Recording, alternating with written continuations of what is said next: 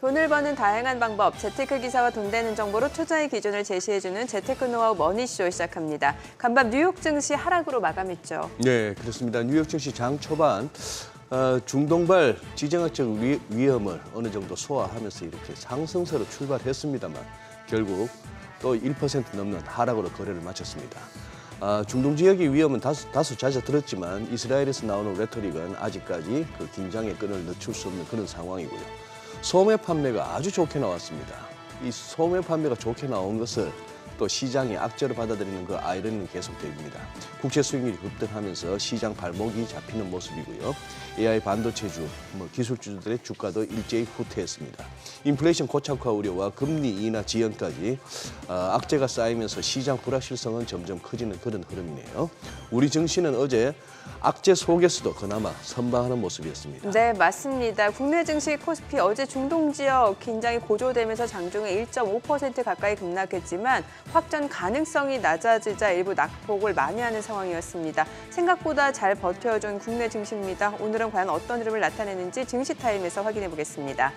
미국의 삼성전자 보조금이 발표됐죠. 64억 달러, 한화로 약 8조 9천억 원 규모인데요. 네, 반도체 보조금 수혜를 받는 종목들과 더불어 칩 메이커들의 칩워가 본격화되면서 반도체 ETF에도 많은 관심이 쏠리고 있습니다. 에이스 종목들만 골라 담은 ETF에는 어떤 것들이 있는지 하우먼에서 자세히 살펴보겠습니다. 네, 지금 보고 계신 머니쇼 유튜브에서도 라이브로 시청 가능하니까요. 많은 시청 부탁드립니다. 그럼 먼저 빠르게 돌아가는 글로벌 증시 상황부터 정리해 볼까요? 도지은 아나운서 소식 전해주시죠. 굿모닝 마켓입니다. 중동 확전 양상에 국채 수익률 급등까지 쌓이는 악재 속에서 시장은 주말 사이에 나온 이슈에 속수무책으로 흔들리는 모습입니다. 간밤 뉴욕 증시 3대 지수 모두 하락으로 마감이 됐습니다. 다우지수가 그나마 0.65% 낙폭이 가장 적었고요. S&P 500은 1.20%, 나스닥은 무려 1.79%로 가장 하락폭이 컸습니다. S&P 500 같은 경우는 5,100선이 깨졌네요. 주요 종목들도 살펴보시면 빅테크 기업들 위주로 하락이 나왔습니다. 마이크로소프트가 1.96% 하락했고 애플도 2%대 하락으로 마감이 됐습니다. 참고로 애플은 1분기 아이폰 출하량이 9.6% 감소했다는 뉴스도 있었는데요. 아무래도 중국 시장에서 판매 부진이 직격탄을 받은 것으로 보입니다. 엔비디아도 2.48% 하락하면서 인텔을 제외하고는 반도체 관련된 종목들 중 대부분 빨간불을 좀 켰습니다. 구글과 아마존도 1%대씩 하락돼 보였습니다.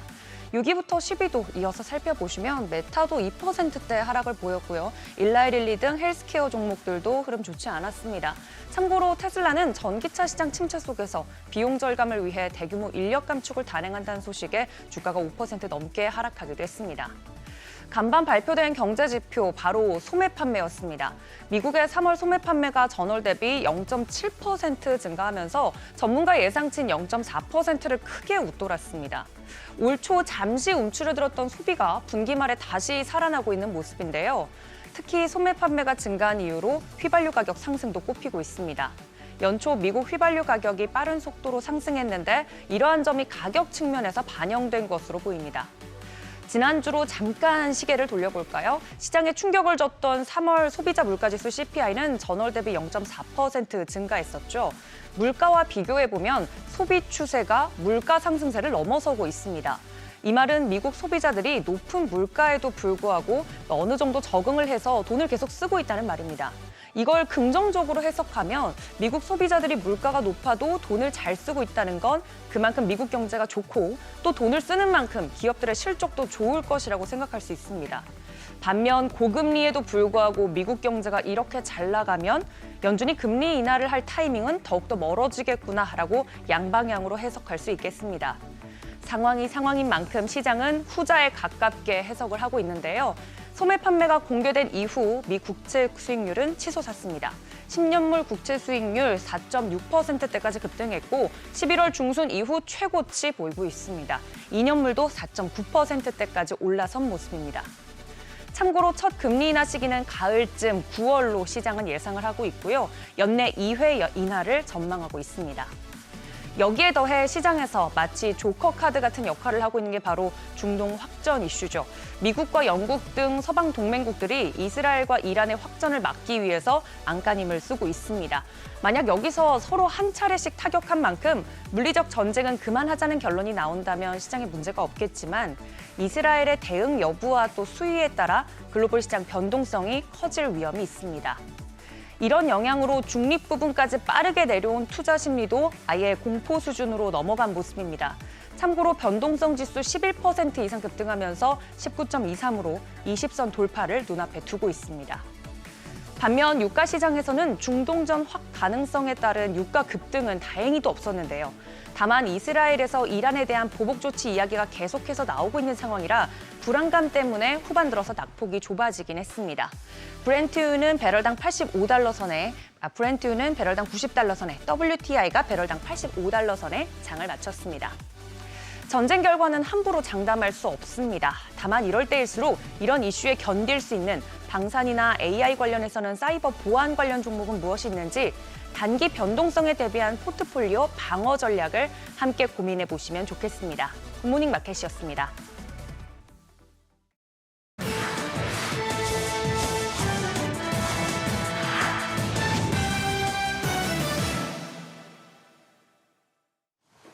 겨박제에 시달리던 테슬라 결국 대규모 인력 감축에 나섭니다. 전 세계 직원의 10% 최소 14,000명이 자리를 떠나게 되는데요. 20년 가까이 회사에 몸담아온 드류 베리글리노 수석 부사장을 포함한 임원급들도 짐을 싸게 됐습니다. 머스크 CEO는 다음 단계 성장을 준비하면서 비용 절감과 생산성 향상을 위해 내린 결정이라며 배경을 설명했는데 최근 부진한 성적표와 무관하지 않은 선택이겠죠. 1분기 4년 만에 처음으로 인도량은 뒷걸음질 쳤고 주가는 올 들어서만 30% 넘게 빠진 데다 마진율도 17%대까지 낮아졌습니다. 어려운 경제 상황에 더해 전기차 수요는 급격히 둔화됐고 비아드를 비롯한 중국 업체들의 저가 전기차 총공세까지 더해져 위기의식이 짙어지자 뼈아픈 결정을 내린 걸로 보이는데요. 다음 주면 1분기 성적표가 공개될 텐데 상황을 타개할 만한 히든카드가 시급해 보입니다. 올해 비트코인 급등세의 주역을 꼽아보자면 단연 비트코인 현물 ETF겠죠. 미국이 승인하면서 랠리에 불을 지폈는데 이번엔 더 큰 녀석이 왔습니다. 바로 홍콩입니다. 당국은 당초 예상보다 더 빠르게 양대 가상자산인 비트코인과 이더리움 현물 ETF를 승인했습니다. 미국에 이어 두 번째, 아시아에서는 첫 사례인데요. 앞서 지난 1월 미국 당국의 승인 이후 블랙록을 포함한 11개 ETF는 현재까지 590억 달러, 우리 돈 80조 원이 넘는 자금을 끌어모았는데 이번 홍콩 승인으로 부동산과 주식시장 불황으로 표류 중인 중국 자본까지 끌어들일 수 있을 것이란 기대감도 나오고 있습니다. 다만 이번 승인을 얻은 곳들이 모두 홍콩계가 아니라 중국 본토 자산 운용사도 섞여 있기 때문에 본체는 가상자산의 부정적 스탠스를 유지해온 중국의 규제를 받을 수 있다는 점에서 투자에 대한 신중론도 제기됩니다. 애플의 시름이 끊이질 않고 있습니다. 회사의 상징과도 같은 아이폰이 좀처럼 길을 펴지 못하고 있는데요. 1분기 전 세계 출하량이 크게 줄면서 세계 1위 타이틀도 빼앗겼습니다. 올해 1월에서 3월 총 5,010만 대로 집계됐는데 1년 전보다 10% 가까이 감소했고 업계 예상치에도 160만 대나 모자랐습니다. 특히 같은 기간 전 세계 스마트폰 출하량은 성장했다는 점에서 타격이 더 큰데요. 굳건할 것만 같았던 1위 자리는 삼성에 넘겨줬습니다. 부진의 가장 큰 이유로는 중국 쇼크를 꼽을 수 있겠습니다. 중국 내 아이폰 판매량은 올해 첫 6주 동안 1년 전과 비교해 24% 줄어든 반면 중국 토종 업체들은 날아올랐는데요. 실제 1분기 전 세계 점유율을 보면 샤오미와 트랜션, 오포 등 중국 제조사들이 삼성과 애플의 뒤를 이어 탑5에 들면서 그야말로 턱밑 추격에 나서고 있습니다. 골드만삭스가 기대를 크게 웃도는 호실적을 올렸습니다. 예상보다 강한 투자은행과 트레이딩 매출이 견인차 역할을 했는데요. 1분기 순이익은 28% 증가한 5조 7천억 원을 기록했고 전체 매출도 16% 증가했습니다.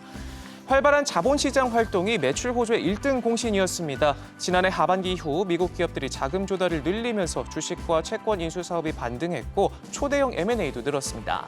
덕분에 골드만의 채권과 주식 트레이딩 매출은 1년 전보다 10% 늘었고 IB 수수료 매출은 30% 넘게 급증했는데요. 강력한 실적의 골드만삭스의 주가 월요일장 3% 가까이 상승 마감했습니다. 지금까지 글로벌 비즈였습니다. 어제장 이슈가 있었던 업종 살펴보는 기업 이슈 시간입니다. 어제 우리 시장은 중동발 위기가 거세지면서 치솟는 유가와 환율에 고스란히 타격을 받았습니다. 다만 전쟁 이슈가 불거질수록 오르는 종목들은 어제 급등세를 보였는데요. 어떤 관련주들이 주목받았는지 살펴보겠습니다. 가장 대표적인 전쟁 수혜주죠. 이란과 이스라엘의 무력 충돌로 국제유가가 최근 오른세를 지속하면서 정유주들이 강세를 보였습니다. 정유회사들이 국내로 원유를 들여오는 사이 유가가 오를 경우에 판매 마진이 커지기 때문이죠.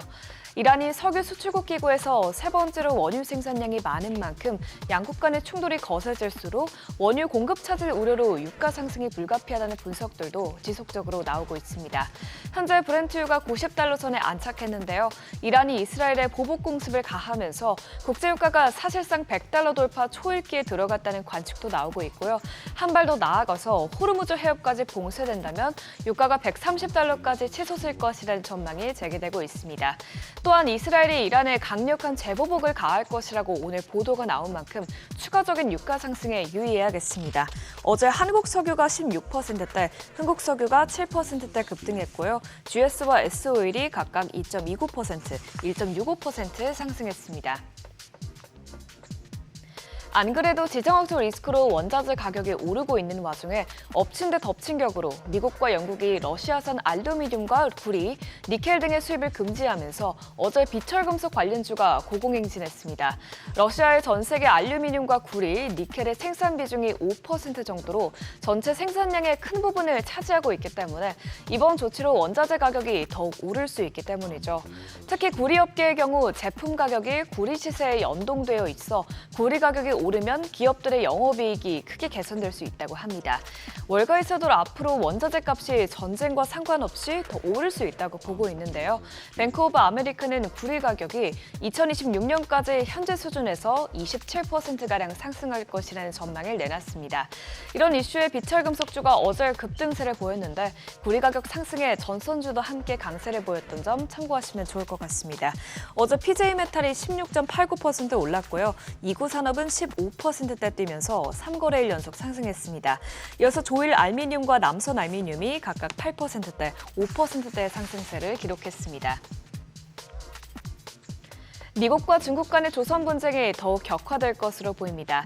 지난달에 미국 노조단체가 무역대표부 USTR에 중국 제재 내용을 담은 청원서를 제출했다고 전해드렸었는데요.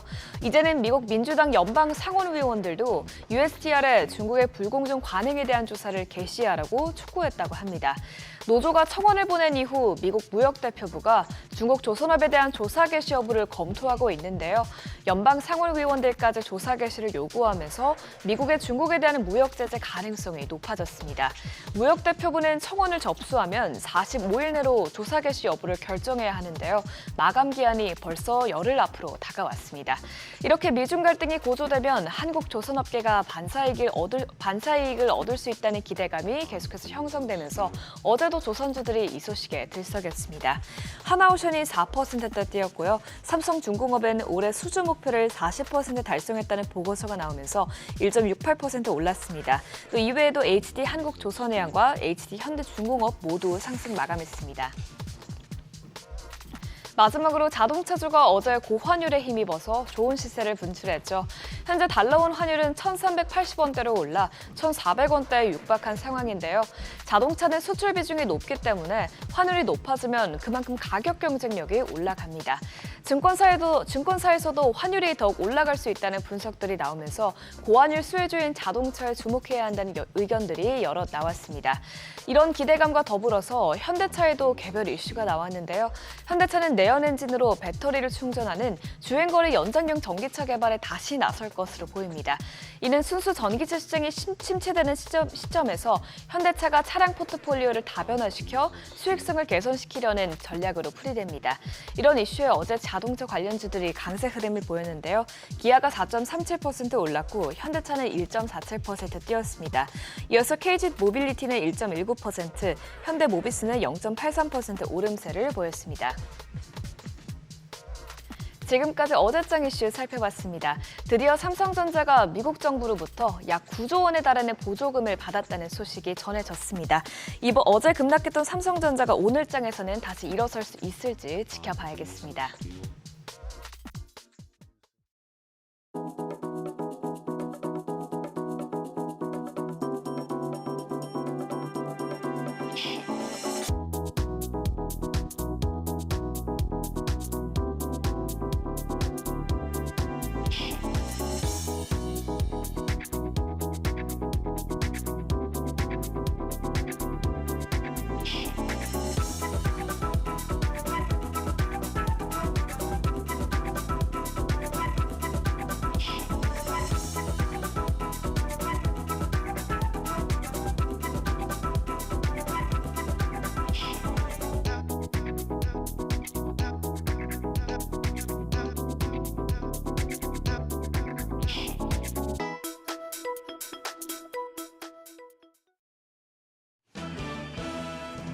우려했던 것보다는 충격이 약했던 하루였습니다. 우리가 쉬는 사이 나온 중동 분쟁과 미중 갈등, 지정학적인 리스크가 겹치면서 양시장이 장 초반에 크게 흔들렸었죠. 하지만 낙폭을 상당 부분 회복하며 말아 올리기에 성공했습니다. 지수를 보면 코스피 장 초에 1.5%가량 급락했다가 0.42% 조정 정도에서 마감했습니다. 2670선. 코스닥도 1% 넘게 떨어졌다가 말아 올렸고 0.94% 조정을 받았는데 결국에 860선은 내주고 말았습니다. 수급 상황 보시죠. 환율이 크게 오르다 보니 우리 시장을 보는 외국계 시선이 좋지 않았습니다. 외국인 어제 유가증권 시장에서 2,300억 원 넘는 팔자세를 보였고 기관 규모가 크진 않았지만 267억 원 매도 포지션이었습니다. 개인만 홀로 2,443억 원 순매수 기록했습니다. 코스닥 시장에서도 메이저 수급 주체가 보이지 않았습니다. 장 초반보다 매도 규모를 많이 축소하긴 했지만 그래도 외국인이 684억 원, 기관이 303억 원 순매도 기록했고요. 개인은 코스닥 시장에서도 1,089억 원 매수 우위 나타냈습니다.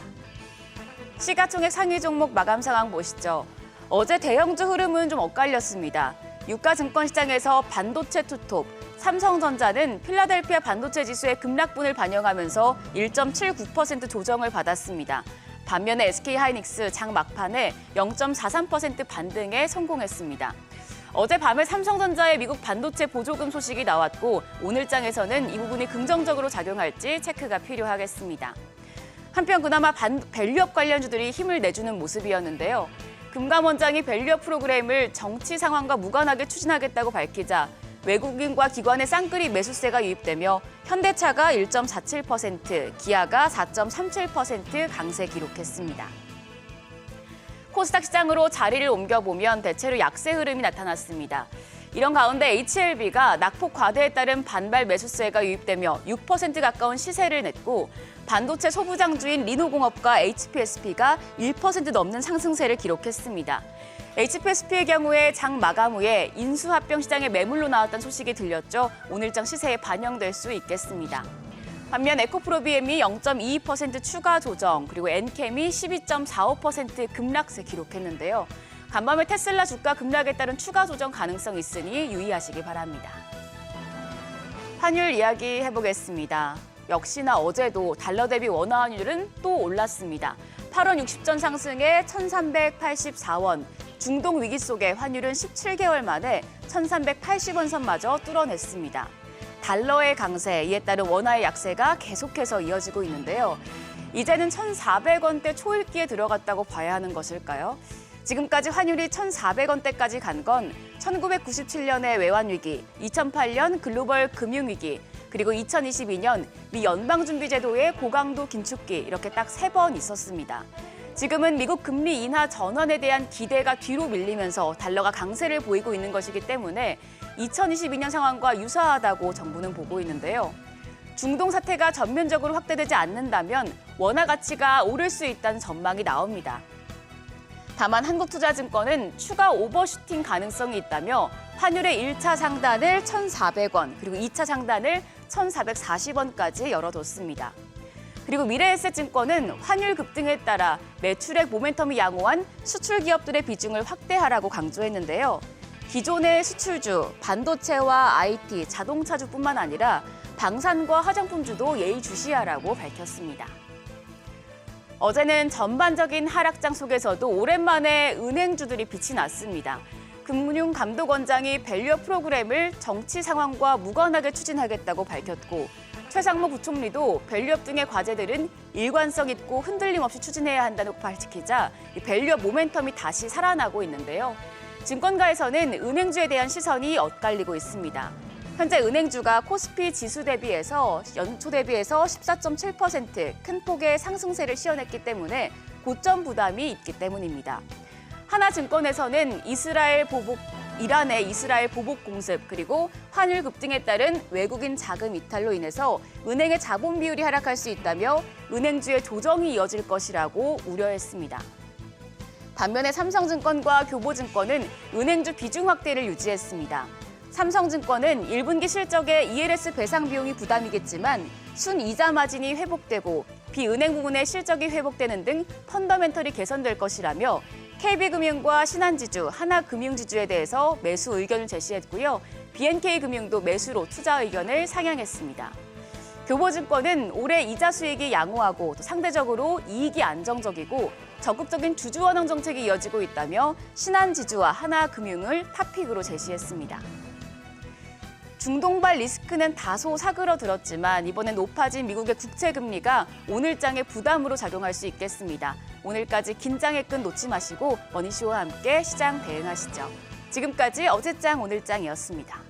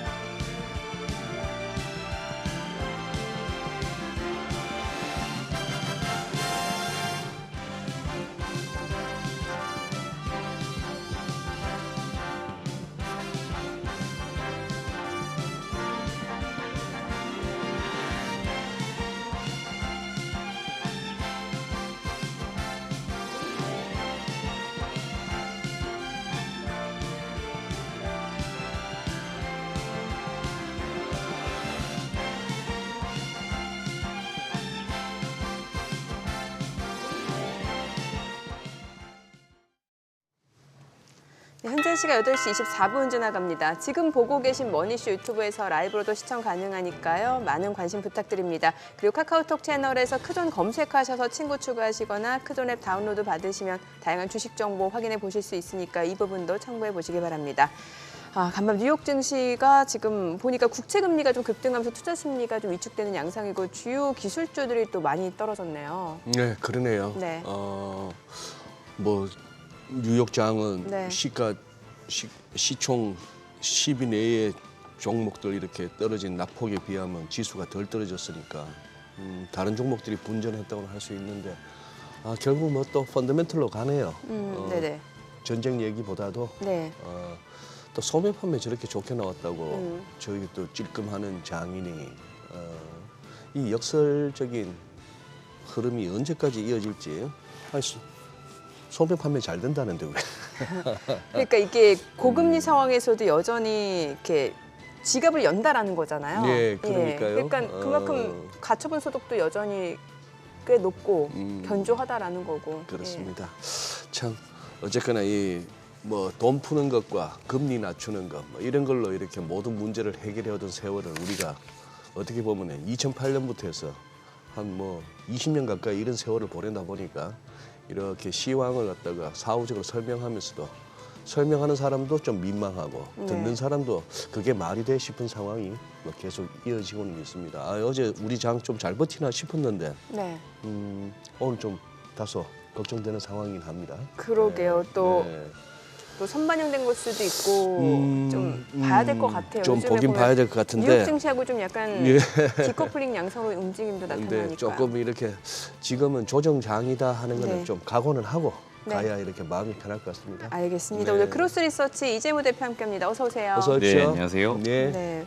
아니 국채 수익률이 지금 10년물이 이제 4.5를 넘어서 4.6 넘어서고 있는 상황이에요. 이거 사실 증시에는 굉장히 부담이잖아요. 네, 맞습니다. 예. 지금 뭐 올해 좀 뭐 금리 인하라든지 이런 기대감이 상당히 좀 있었는데요. 그런 것들이 약간 지금 되게 흐릿해지는 모습인 것 같고요. 뭐 그러다 보니까 다시 이제 국채 금리 같은 것도 좀 일부 오르는 모습이 좀 나오면서 이제 작년으로 다시 좀 회귀하는 그런 모습이 좀 나오고 네. 있는 것 같아요. 그래서 지금 뭐 올해 일단 뭐 3개월 약간 지난 시점이긴 하고 이제 4월 이제 중순 지나고 있는데 여전히 이제 금리 인하를 가장 기대하는 건데 지금 계속 지금 들려오는 이야기들이 이제 금리 인하 이제 어떤 기대치들이 낮아지고 있는 거고요. 지금 CME 페드워치 그 확률 데이터를 봤더니 지난주 제가 50%가 이제 안 되는 것 같습니다 말씀드렸는데 이제 어느새 6월달 이제 금리 그 인하 확률 지금 보시는 바와 같이 20%까지 내려왔습니다. 그러다 보니까 뭐 올해 뭐 금리를 언제 내리느냐 이런 예측에서 이제 내릴지 말지 뭐 이런 걸로 이제 바뀌고 있다고 할 정도니까 이제 금리 인하 기대감이 살짝 사라지는 그런 모습이 지금 시장에 전반적으로 좀 나오고 있고 그런 것들이 뭐 국채 이제 수익률을 좀 올리는 그런 모습인 것 같고요. 일부도 지금 중동 이슈 이런 것들도 있다 보니까 안전자산 선호 뭐 이런 것도 일부 좀 나타나는 건 아닌가라고 좀 보고 있습니다. 미국에 이렇게 뭐 그동안 이렇게 장세를 주도해왔던 대형주들이 일제히 뭐 빠지고 있는 와중인데 뭐 그 중에서도 혹시 이렇게 이 대표님 좀 뭐 눈길을 끌만한 아니면 좀 주목할 만한 종목이 있으신가 해서. 네, 일단 미국 쪽 보니까요. 네. 그래도 실적주들은 비교적 지금 그래도 견조한 것 같아요. 네, 그래서 뭐 대표적으로 골드만삭스가 지금 실적 예상치보다 좀 상회하다 보니까 네. 뭐 장중 약간 더 오르긴 했었는데 뭐 종가 기준 한 플러스 2.9% 정도 상승 마감을 했어요. 그래서 일단은 1분기 이제 실적 시즌 들어갔기 때문에 실적주들은 지금 여전히 관심을 가져볼 만한 것 같고요. 지금 이제 시장 전반적으로 이번 주 들어서 일단 월요일부터 해서 약간 안 좋게 출발할 거다 이런 분위기가 분명히 있었기 때문에 이제 악재가 드리운 상황에서 그나마 이제 다시 반등의 어떤 그 흐름을 만들 수 있는 건 여전히 실적인 것 같습니다. 그리고 늘 우리가 시장에서 악재가 항상 나타날 때 자금은 좀 어딘가 쏠리기 마련인데 결국 우량주 실적주로 가기 마련입니다. 그러니까 펀더멘탈 찾기 마련인 거죠. 그러다 보니까 미국 쪽도 지금 보면은 지금 기술주 대형주도 많이 지금 떨어진 모습인데 그래도 실적주 뭐 대표적으로 은행주인 골드만삭스 이런 쪽은 비교적 그래도 선방했다라고 보시면 될 것 같아요. 테슬라는 뭐 우리 저기 미국 투자하시는 분들 중에 여전히 많이 보유하고 있는 종목 중에 하나고 그렇죠. 또 이게 아무래도 또 2차 전지하고도 연관돼서 우리가 계속 주목할 수밖에 없는 종목인데 160불 한 두 번 지켜내나 싶었는데 어제 종가가 5.59% 급락해서 161.48. 지금 여기서 160불 근방에서 이렇게 다시 돌아서면은 뭐 삼중 바닥이지만 이러다가 이거 160불이 깨지면은 조금 가격 조정이 좀 더 이어질 수도 있겠다 싶기도 한데 테슬라는 어떻게 보세요? 맨날 우리 저 목요일 날 한수성 나온다고 테슬라는 그쪽에도 믿고 네. 이 대표님한테 테슬라 전망을 안 여쭤봤네요. 네, 제가 이제 개인적으로 테슬라를 비롯해서 다른 전기차 또는 네. 완성차 업체 다 이렇게 복합적으로 볼 때는요. 전기차 이제 제가 계속 좋다고 말씀드리고 있고요. 예. 저는 이거에 대한 이제 그 어떤 뷰에 대한 어떤 변화는 없습니다. 지금 테슬라 지금 뭐 인력 감축 이런 것들이 전기차 시장이 안 좋기 때문에 뭐 인력을 뭐 줄인다. 물론 그것도 맞을 것 같은데 제가 보는 관점에서는 뭐 또 생산 지금 어떤 구조나 이런 것들이 대기업 분들이 특히나 인력 중심으로 가다가 대체로 지금 뭐 자동화 이런 쪽으로 많이 가는 트렌드도 있거든요. 미래 지향적으로 봤을 때는. 그래서 좀 더 먼 미래를 봤을 때는 그런 쪽이 맞기 때문에 일부 그런 것들을 준비하는 과정이 있다라고 보는 거고요. 단기적으로 지금 전기차가 지금 성장이 좀 둔화된 건 분명히 맞아요. 그러니까 그런 차원에서 뭔가 대비하는 것도 분명히 있는 것 같고요. 그리고 테슬라가 지금 그동안에 어떤 전기차를 대표하면서 점유율을 굉장히 많이 가져갔지만 추격자들은 분명히 지금 추격을 하고 있거든요. 그러니까 점유율을 계속 뺏고 있는 상황인 거죠. 그러다 보니까 저는 그동안에 어떤 테슬라가 가지고 있던 그 어떤 가치, 그 다음에 이제 어떤 대표하는 그런 부분들, 그런 것들이 점점 이제 약간 지금 줄어들고 있는 거라고 보고 있습니다. 그러니까 다시 반대로 얘기해 보면은 테슬라뿐만 아니고 지금 뭐 우리나라 입장에서 볼 때는 현대차, 기아차도 있고요.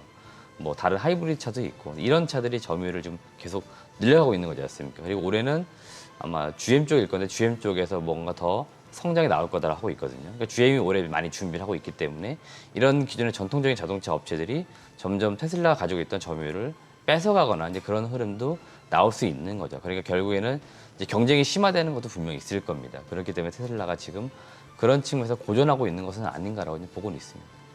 네.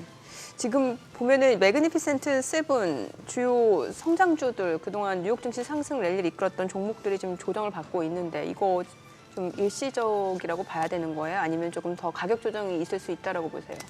글쎄요, 지금 이제 이 중동 상황이라든지 네. 단기적인 악재, 그 다음에 뭐 전 중동 이슈보다 좀 더 깊게 고민하고 있는 게 역시나 이제 금리인데요. 이제 금리 인하 그 시기 그런 것들이 지금 아까 말씀드린 것처럼 약간 안 좋게 지금 분위기가 가다 보니까 그런 게 좀 더 증시에 영향을 줬다라고 보는데 지금 저 대형주들 어떤 대세적 어떤 흐름이 지금 저는 일시적 조정이라고 봅니다. 그렇기 때문에 쉽사리 꺾여서 내려가거나 그럴 것 같지는 않다라고 의견을 드리고 싶고요. 일부 뭐 안 좋게 들려오는 기업들도 있지만 여전히 지금 좋게 보는 쪽도 굉장히 좋게 이야기들이 되고 있기 때문에 지금 이 시장의 어떤 악재 또는 뭐 1, 2, 3월 랠리 상당히 나왔었는데 일부 좀 쉬어가는 타이밍이 분명히 증시에 있기 마련인데 그게 지금 4월이 되는 것은 아닌가. 그리고 그 어떤 요인들이 지금 중동 이슈, 뭐 금리 인하 요 이슈가 지금 되고 있는 것은 아닌가라고 보고는 있습니다. 근데 지금 저 엔비디아 사실 네. 테슬라 뭐 160불 계속 이렇게 레벨 측면에서 주목해 왔고 어떻게 보면 엔비디아도 지금 요 사실 요 830불, 840불 요 구간이 굉장히 중요한데 어제 또 이제 엔비디아는 많이 밀리면서 이 레벨이 다시 또 위협을 받고 있단 말입니다. 그러니 조금 뭐 꼭 중동 때문이 아니더라도 이게 이제 이런 레벨들이 깨지면 한번 이제 또 손절을 유발할 수 있어서 이제 주목이 됩니다만 지금 반도체가 이런 와중에 어제 우리 하이닉스하고 삼성전자는 또 서로 엇갈렸어요. 네, 지금 또 삼성전자는 무슨 뭐 보조금 이제 확정 얘기도 나오는데 그 부분 좀 한번 상세하게 좀 알려주시죠. 네, 일단 보니까 제가 예. 예상한 것보다 좀 빨리 나왔습니다. 어제 장 끝나고 네. 오후 한 4시 이후쯤 나온 것 같아요. 예. 뉴스가. 미국 상무부에서 일단 그 보조금 관련돼서 뭔가 발표를 했는데요. 금액을 보니까 대략 64억 달러 정도, 우리나라 돈으로 한 9조 원 정도인 것 같습니다. 그러니까 시장에서 예상한 금액이 있었는데요. 저 범주 내에 이제 들어갔다라고 보시면 될 것 같고요. 그래서 일단 보조금이 일단 확정이 되면서 일단 호재로 작용하지 않을까라 보는 거고요.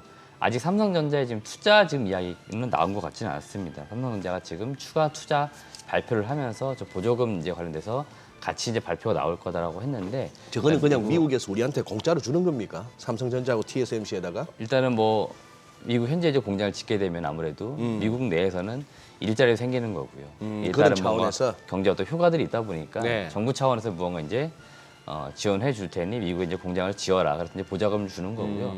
실제로 보조금 말고 추가적으로 세제 혜택을 더 준다라고 합니다. 세제. 그러니까 실제로 삼성전자만 놓고 보았을 때는 네. 뭔가 더 들어오는 이익이 좀 있겠죠. 실질적인 실익이. 그렇기 때문에 상당히 좋은 이슈라고 보시면 될 것 같고 삼성전자가 저거 뭐 주는 거 아니라 하더라도 이미 미국 쪽에 공장을 지으려고 했던 거지 않습니까? 네. 지금 실제로 짓고 있고 그러다 보니까 이제 추가 투자에 대한 이야기여가지고 제가 볼 때 상당히 좋은 거다라고 보시면 되겠고요. 삼성전자가 지금 계속 미국 쪽에 짓고 있는 것들은 대체로 이제 파운드리 공장이 될 겁니다. 물론 메모리 쪽도 지을 수 있겠지만 삼성전자는 지금 파운드리 좀 더 초점을 두고 미래지향적으로 보고 있기 때문에 아마 그런 어떤 생산 라인이 지금 들어가게 될 거고 결국 이제 거기에 많은 이제 장비군들이 들어갈 거고요. 그다음에 소재 부품이 또 사용이 나중에 될 거기 때문에 그런 것들이 지금 일부 또 우리나라 증시에는 이제 호재로 작용할 수도 있지 않을까로 보는 겁니다. 그렇기 때문에 전방 이제 고객사, 전방의 업체들이 이제 투자가 이루어지게 되면 그 뒷단에 있는 밸류체인에 있는 기업들도 수혜를 보기 마련이기 때문에 오늘 시장을 볼 때는 일단 저 이슈가 또 어떻게 또 호재로 작용을 할지 이렇게 한번 또 볼 필요는 있을 것 같아요. 사실은 근데 네. 다 알던 내용 아니에요? 네, 맞습니다. 사실은 익히 뭐 예정되어 있던 예정되어 있던. 내용들이었고요. 이제 언제 나오느냐 그거였는데 네. 사실은 이제 오늘 이제 우리 한국 시간으로 발표가 된다고 했는데 예상보다는 보조금이 좀 발표가 좀 더 빨리 나왔습니다. 예. 네네. 어제 국내 증시 그래도 뭐 중동 지정학적 리스크 확전 가능성이 낮아진다라는 측면에서인지 모르겠습니다만 낙폭을 상당히 많이 하면서 마무리가 됐는데 어제 국내 증시에서 뭐 눈에 띄는 섹터라든지 아니면 이슈 종목들 좀 정리를 해볼까요? 네, 일단 뭐 어제 개장 전, 네. 그다음에 이제 개장 중 일단 그 중동 이슈가 악재였다가 다시 좀 뭔가 전쟁이 좀 확전되는 게 아니고 약간 만류되는 모습이 나오다 보니까 다시 호재로 작용을 했는데 또 다시 또 뭐 보복한다 이야기 지금 나오고 있기 때문에 어떻게 작용할지는 모르겠습니다. 그래서 불확실성 여전히 남아 있긴 한데요. 그 상태에서 일단 국내 증시가 어제 반등하는 시점에서 어느 쪽 섹터가 좀 강연을 봤더니 여전히 그다음에 올해 주도 섹터라고 할 수 있는 반도체 쪽이 일단 강했다는 게 가장 특징인 것 같습니다. 예. 그래서 반도체와 관련된 소부장주가 어제 일단 강했어요. 그렇기 때문에 오늘도 그런 종목군들이 같이 좀 버텨주는 흐름이 나올지 한번 지켜볼 필요 있을 것 같고요. 자동차주를 강했는데 자동차주 그 부품주 마찬가지인데 강했는데요. 이쪽은 일단은 1분기 실적 시즌 들어가고 있기 때문에 실적주인 겁니다. 그러니까 주식시장이 어떻게 보면 위험자산이긴 해도요. 안전자산 선호가 생기면서 주식시장 내에서도 안전한 투자처가 어디를 찾기 마련이거든요. 예. 보통 그럴 때 많이 들어가는 게 자금이 반도체, 자동차 이런 쪽이고 그다음에 실적주들입니다. 그래서 지금 자동차주는 일단은 실적 자체는 상당히 좋은 측면이 있기 때문에 네. 그런 측면에서 자동차주들이 일단은 좀 어제 강했다고 보시면 될 것 같고 지금 정부의 그 밸류 프로그램 이슈가 총선 이후에 좀 약간 둔화되지 않을까라 보고 있는데 어제 금감원장이 나와가지고 지금 이 밸류 프로그램은 중장기적인 어떤 성장을 위해서 우리나라 증시의 성장을 위해서 꾸준히 추진되어야 된다 이런 이야기들 나오다 보니까 그런 것들도 자동차 주에는 좀 호재로 작용한 것으로 보입니다. 그렇기 때문에 어제 반도체, 자동차가 강했고 어제 저는 개인적으로 어느 섹터가 올라왔냐 보기도 했는데 수급적으로 어제 외국인이 사전날 봤는데 외국인은 일단 어제 순매도했습니다. 예. 반면에 기관이 매수를 했는데 기관 중에서도 연기금 중심으로 매수가 들어왔습니다. 그래서 제가 어제 그 증시 어떤 흐름이라든지 그 매수 주체를 놓고 봤을 때 연기금이 뭔가 증시가 떨어질 것 같기 때문에 하방을 받쳐주기 위해서 매수가 들어왔느냐? 그렇진 않은 것 같고요. 떨어진 상태에서 소위 말하는 줍줍 형태, 쌀 때 좀 사들이자, 비중을 좀 늘려놓지 않은 이런 형태의 어제 매수였던 것 같아요. 그래서 매수가 강하진 않았지만 여튼 어제 반등하는 구간에서 그다음에 종가 기준으로 매수 주체를 봤을 때는 연기금 중심으로 매수가 들어왔다는 게 어제 시장의 특징이었기 때문에 일단은 그 어제 시장을 좀 보실 때는 전반적으로 어떤 특징 어떤 섹터나 종목군보다는 그런 흐름이 좀 있었다라고 보시면 좋을 것 같습니다. 네.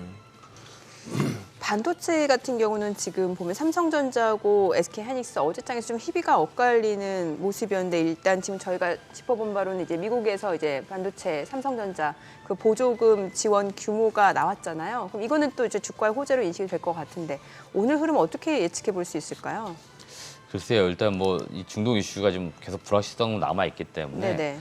어떻게 될지는 우리가 한번 지켜봐야 될 것 같고 저도 현재 시점에서는 뭔가 어떤 예측을 명확하게 해가지고 이렇게 될 거다라고 네네. 좀 보이지 않습니다. 근데 다만 SK하이닉스 대비로 삼성전자가 좀 주가가 못 오른 측면은 있는 거잖아요. 그렇죠. 분명히. 예. 그래서 여전히 지금 상태에서는 어느 종목이 더 싼 거냐 비싼 거냐 한번 찾아볼 필요 있는 거고요. 그런 측면에서 삼성전자는 지금 설령 약간의 조정이 온다 하더라도 저는 바로 반등이 나올 것 같고요. 네. 사실 그 삼성전자가 매번 그런 건 아니지만 잠정 실적이 나온 이후에 대체로 차익 실현이 좀 나오거든요. 그리고 4월 첫째 주 정도에 실적이 나오게 되면 4월 말 정도에 보통 IR 이제 자리를 갖거든요. 거기에서 무언가 확실하게 숫자 브렉다운 해가지고 발표하고 향후 전망을 이야기하는데 그 즈음 다시 반등이 나오지 않을까 했었는데 여튼 잠정 실적이 나온 상태에서는 주가가 빠지는 않았습니다. 그리고 좀 서서히 일부 지금 약간 밀려있는 상태인데 다시 저는 반등이 이번 달 말 정도 나올 수 있다라고 보는 거고요. 이 반등이 나온다는 어떤 전제 조건은 뭐냐면 결국 디램, 그러니까 반도체 쪽 업황 자체가 1분기에 이어서 2분기도 더 좋다는 어떤 전제 하에 말씀드리는 거고 이게 일단은 다른 또 대외 변수들이 지금 생겼기 때문에 업황 전체에 어떤 영향을 미칠지는 모르겠지만 이 대세적인 어떤 업황 반등 흐름, 그러니까 반도체 섹터의 반등 흐름의 어떤 변화를 뭐 준다든지 그러지는 않을 거다. 그렇게 놓고 볼 때는 삼전은 일단은 지금 8만 원 초반까지 밀려 있는데 다시 네. 9만 원 가는 흐름 나오지 않을까라고 볼 수 있을 것 같습니다. 그래요. 저기 방산주 한번 짚어주시죠. 방산주. 이게 그동안에 아주 성적이 좋았는데 역시 이것도 선반영으로 봐야 될까요? 막상 이렇게 이란이 이스라엘 때렸다고 하니까 어제는 힘을 못 쓰죠. 어제는 힘을 네. 못 쓰는 이런 모습이라 가지고. 맞습니다. 일단 지금 방산주들이 올해 좀 비교적 주가가 이렇게 쭉 잘 올라왔죠. 네, 왔어요. 그리고 지금 제가 그 각 종목들 최근에 방산주들이 많이 올라오다 보니까 이제 질문도 많이 들어가지고 밸류에이션을 좀 해봤지만 살짝 모든 종목군들이 사실은 가격적 부담은 있는 시점입니다. 좀 비싸졌구나. 그래서 네. 사실 신규를 좀 매수한다 하게 사실 부담은 좀 있습니다. 그렇기 때문에 방산주를 지금 내가 투자를 했는데 보유하고 있다. 수익권에 지금 여유롭게 있다 그러신 분들은 좀 더 가져가는 건 나쁘지 않습니다. 그렇기 때문에 일단 방산주를 투자하실 때는 신규 매수는 지금 아닌 것 같고 보유하시는 분들만 일단 보유해보자 말씀드리겠고요. 종목별로 봤을 때는 일단 풍산 먼저 말씀드리고 싶은데 풍산. 같은 경우는 이미 증권가의 목표 주가를 넘어섰습니다. 잠깐 지금 밀려 있긴 해도 지금 목표 주가 최고치가 66,000원 같은데 이미 66,000원 한번 넘었었어요. 그렇기 때문에 지금 어느 정도 임기치까지 와 있는 상태라고 보시면 될 것 같고, 풍산도 제가 직접 탐방도 갔다 왔고 사업 구조나 이런 거 봤을 때는 풍산은 사실은 PER 역사적으로 봤을 때 3배 정도에서 사가지고 6배 정도 이 범주에 있는 게 맞아요. 근데 지금 PER 추정 PER인데 9배 정도에 거래됩니다. 그러니까 풍산은 약간 지금 제가 보는 관점에서 오버슈팅 구간에 들어와 있다. 물론 여기에는 사실 최근에 구리 가격이라든지 이런 게 올라간 게 영향이 더 있어요. 그렇기 때문에 뭔가 이슈나 모멘텀에 의해서 좀 더 주가가 오버슈팅 되어 있는 거지 적정 어떤 흐름 속에서는 이미 약간 넘어가 있기 때문에 지금 사실은 부담도 있고요. 다시 반대로 말씀드리면은 풍산을 좀 저점에 사두신 분들은 어느 정도 지금 가격대가 많이 올라와 있기 때문에 더 간다 이런 걸 생각하시보다는 일부 좀 차익 실현하는 것도 저는 좋은 시점이라고 말씀드리고 싶습니다. 그렇기 때문에 풍산은 약간 지금 가격적으로는 부담은 있다. 분명히 말씀드리는 거고요. 그나마 상승 여력이 남아있는 건 현대로템이에요. 현대로템도 좀 올라오긴 했습니다. 많이 올라왔는데요. 제가 현대로템도 늘 주가를 지켜보지만 2만 원대 중반, 그러니까 24,000원, 25,000원 여기 잘 안 깨지는 가격대입니다. 그러니까 사실 거라면 차라리 여기에 그냥 사두시 상태에서 서서히 오른다 그러면 그 오름세를 그대로 누리는 겁니다. 지금은 사실은 이제 약간 상방에 가까워져 있죠. 그래서 증권가에서 목표 주가 한 5만 원 제시가 되고 있는데 아직 4만 원 안 되니까 여력은 좀 남아 있는 거죠. 그러면은 보유하시는 분들은 좀 더 이제 끌고 가는 거고요.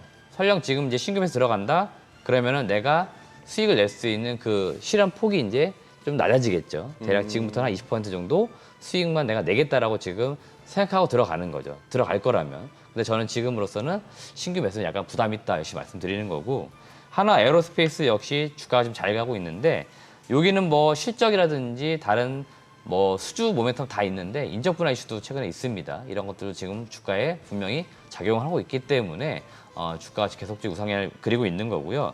역시나 증권가 목표 주가 보니까 한 29만 4천 원입니다. 최고치가 지금 나와 있는 거 기준으로 봤을 때는요. 그렇기 때문에 살짝 지금 여전히 부담은 좀 있다. 그렇기 때문에 신규 매수는 살짝 부담이 있는 거고 전반적으로는 보유자 영역이다. 이렇게 의견을 드립니다.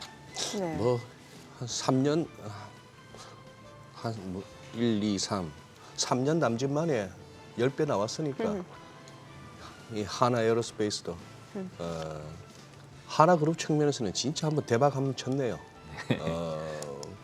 아니 근데 저기 아까 풍산을 갖다가 우리 이재부 대표께서 PER 기준으로 한 3배에서 네. 6배 정도 사이에 왔다 갔다 하는 종목이다. 근데 이게 지금 9 정도까지 왔다. 이 말씀을 하시니까 아니 이게 참 그래요. 주식이란 게 매번 어렵고 매번 갸웃갸웃하게 되는 게 이 업종과 이 회사는 뭐가 잘못됐길래 9배만 왔다고 비싸 보인다고. 어떤 거는 PER이 200배인데도 아직도 싸다 그러고 있고. 참. 그 기준이 뭘까? 제 인이에서 막 들립니다. 우리 PD님이 궁금하세요. 그 기준이 뭘까? 어떤 놈은 9배만 돼도 비싸다 그러고 어떤 거는 200배인데도 아직도 싸다 그러고. 제가 주식 처음 배울 때 그 고민을 정말 많이 했습니다. 그러실 것 같아요. 그러니까 지금도 이제 어차피 주식을- 밸류에이션으로 고민하시는 네네네. 분이니까. 초보 투자자분들도 저한테 이 업종은 PER 기준은 어디가 적정 주가냐, 이 기준은 어디서 잡는 거냐. 아 예. 결국 저도 시간 지나서 느끼는 건데요. 네. 경험적으로 그냥 알고 있을 뿐입니다. 경험적으로. 그러니까 반도체 내에서도 예를 들어 과거에 삼성전자는 PER 5배에서 거래가 돼가지고 이 삼성전자는 도대체 성장주야 가치주야 이런 얘기 많았었습니다. 지금은 그 이상 가 있지만, 그리고 반도체 내에서도 장비주하고 소재주가 약간 밸류가 다른 것 같아요. 그러니까 장비주는 한 번 들어갈 때는 많이 들어가지만 수주가 안 나오면은 소위 말하는 손가락 빤다는 거죠. 그러네요. 근데 소재는 이 시장이 꾸준히? 커지면 커질수록 꾸준히 나가기 때문에 얘는 밸류를 더 줘야 된다. 어허. 그래서 장비주들은 맥시멈 줄 때 전방 업체들의 어떤 투자를 앞둔 상태에서 수주가 나올 때 고배를 주고 그 당시에 적정 PER 15배 이렇게 준다. 많이 주면 20배. 근데 최근에 장비주 중에서 독점적 지위 갖고 있는 기업들은 PER 30배, 40배도 받아요. 어허. 그러니까 얘만 있는 기업들이 있어요. 그런 기업들은 더 받는 거죠. 업종 대비하면. 네. 소재 같은 경우에 사실은 한 평균 PER 20배 주면 많이 준다고 하거든요. 근데 그거 넘어가는 기업들 사실 있긴 있습니다. 동지쌤키 이런 기업들은 PER 30배, 40배 늘 거래돼요. 왠지 모르지만. 근데 독점적 지위를 약간 차지하는 것도 분명히 있거든요. 그렇기 때문에 이 적정 PER 요새 진짜 저도 많이 고민하거든요. 맞냐 틀리냐. 그럼에도 불구하고 예. 맞는 업종이 또 있어요. 그러니까 풍산 같은 경우는 역사적으로 뭐 몇 해만 그런 게 아니고 한 10년, 20년 쭉 봤더니 한 3배가 늘 저점이었고 6배가 그냥 고점이었는데 지금은 그 위에 있단 말이죠. 그러니까 이익을 제가 봤습니다. 이익이 그만큼 성장을 하고 있느냐? 근데 재작년 그 전년도에도 이익이 비슷합니다. 그러니까 이익은 그렇게 늘진 않아요. 근데 주가만 지금 왔다 갔다 하는 상황에서 많이 올라가 있다는 걸 제가 말씀드린 겁니다. 아까 현대로템도 같은 논리예요. 대표님 말씀하시는데 굉장히 공감하는 게 이 종목은 한 2만 4천 원 근방에서 그냥 사놓고 한 4만 원 정도 오면 팔고 4만 4천 원 오면 뒤도 안 돌아보고 팔고 왔다 갔다 그 안에서 네, 맞습니다. 굉장히 많은 전문가들이 이렇게 재료와 어떤 시장 상황에 따라서 자주 언급하고 추천하는 종목인데 무슨 뭐 벼룩이 이렇게 덮어놓은 뚜껑 위로 못 가듯이 그 4만 한 3, 4천 원 근방만 가면 맥을 못 쳐요. 맞습니다. 그러니까 그 레벨들이 늘 있다고 하는데 예. 그걸 넘어가는 순간이 있잖아요. 넘어가는 그 순간이 넘어가는 순간에는 분명히 무언가 새로운 알파가 붙은 건데 뭐가 있겠죠. 그거는 우리가 알 수도 있고 사실 모를 수 있거든요. 음. 근데 우리가 일단 수익을 냈다는 관점에서는 수익을 한번 실현하고 그렇게 될 만한 종목을 또 찾으면 되는 거예요, 사실은. 그게 확률적으로는 좀 리스크를 줄일 수 있기 때문에. 네. 그러니까 많이 올라간 상태에서 좀 더 갈 거라고 기대하는 것보다는 수익을 실현하고 다시 좀 싼 가격대에 있는 종목들을 찾아가지고 들어가면은 예. 올라갈 확률이 더 많다는 거죠, 그만큼. 네. 그러니까 리스크를 줄일 수 있는 저만 해도 방법 중에 하나라서 저는 이제 그런 걸 좀 택할 뿐입니다, 사실. 최근에 또 이게 유가가 좀 강세를 보이다 보니까 뭐 정유주라든지 석유와 가스 관련주들이 많이 올라가는데 흥구석유가 지금 52주 신고가를 또 새로 썼단 말이죠. 네, 이게 테마로만 보기엔 좀 애매한 게 네. 유가가 올라가다 보니까 또 지금 유가 뭐 더 간다 얘기도 있다 보니까 그렇잖아요. 맞습니다. 네. 그래서 일단 유가가 올라가게 되면 그게 주유소 기본적으로 아닙니까? 네, 주유소까지는 아니고요. 도소매라고 도소매? 하더라고요. 제가 사업 보고서 찾아봤는데 음. 석유 제품을 매입해서 유통합니다. 말 그대로 도소매인 거고요. 정확하게 GX 칼텍스로부터 사가지고 판매하는데요. 네. 경북 지역에. 네. 그런데 사업보고서 이렇게 명시가 되어 있습니다. 아주 명확하게 명시가 되어 있어요. 주요 제품 등의 가격은 원유 가격 및 환율 변동에 의하여 시장에서의 수급 상황에 따라서 연동되어서 판매 가격이 정해집니다. 그러니까 전가시킬 수 있다는 거네요. 네, 그러니까 말 그대로 이제 원가를 판가 전가를 시키는데 네, 그럼 그거는 사실 기업 입장에서는 좋은 거잖아요. 좋은 건데 사실은 매출은 늘죠. 그러니까 매출. 근데 이익이 남진 않습니다. 똑같잖아요. 이익 폭이 똑같죠. 이익폭 똑같죠. 그러니까 남는 게 성장은 없어요. 있는 거고. 네, 그래서 매출은 늘지만 이익이 늘진 않아요.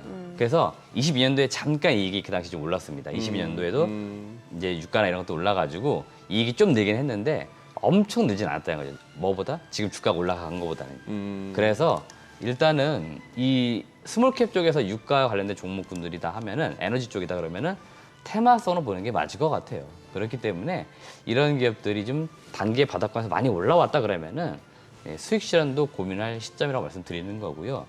유가가 올라가가지고 수혜를 보는 기업이 있긴 있죠. SOL 같은 기업들은 네. 실제로 정제 마진에 따라서 이익이 늘거나 합니다. 근데 지금 정제 마진도 일부 지금 약간 늘었다가 일부 다시 추세 꺾였다는 얘기가 좀 있어요. 최근 들어서. 그렇기 때문에 SOL도 주가가 일부 좀 저점에서 올라오긴 했어도 탄력도가 좀 떨어지고 있는 거고요.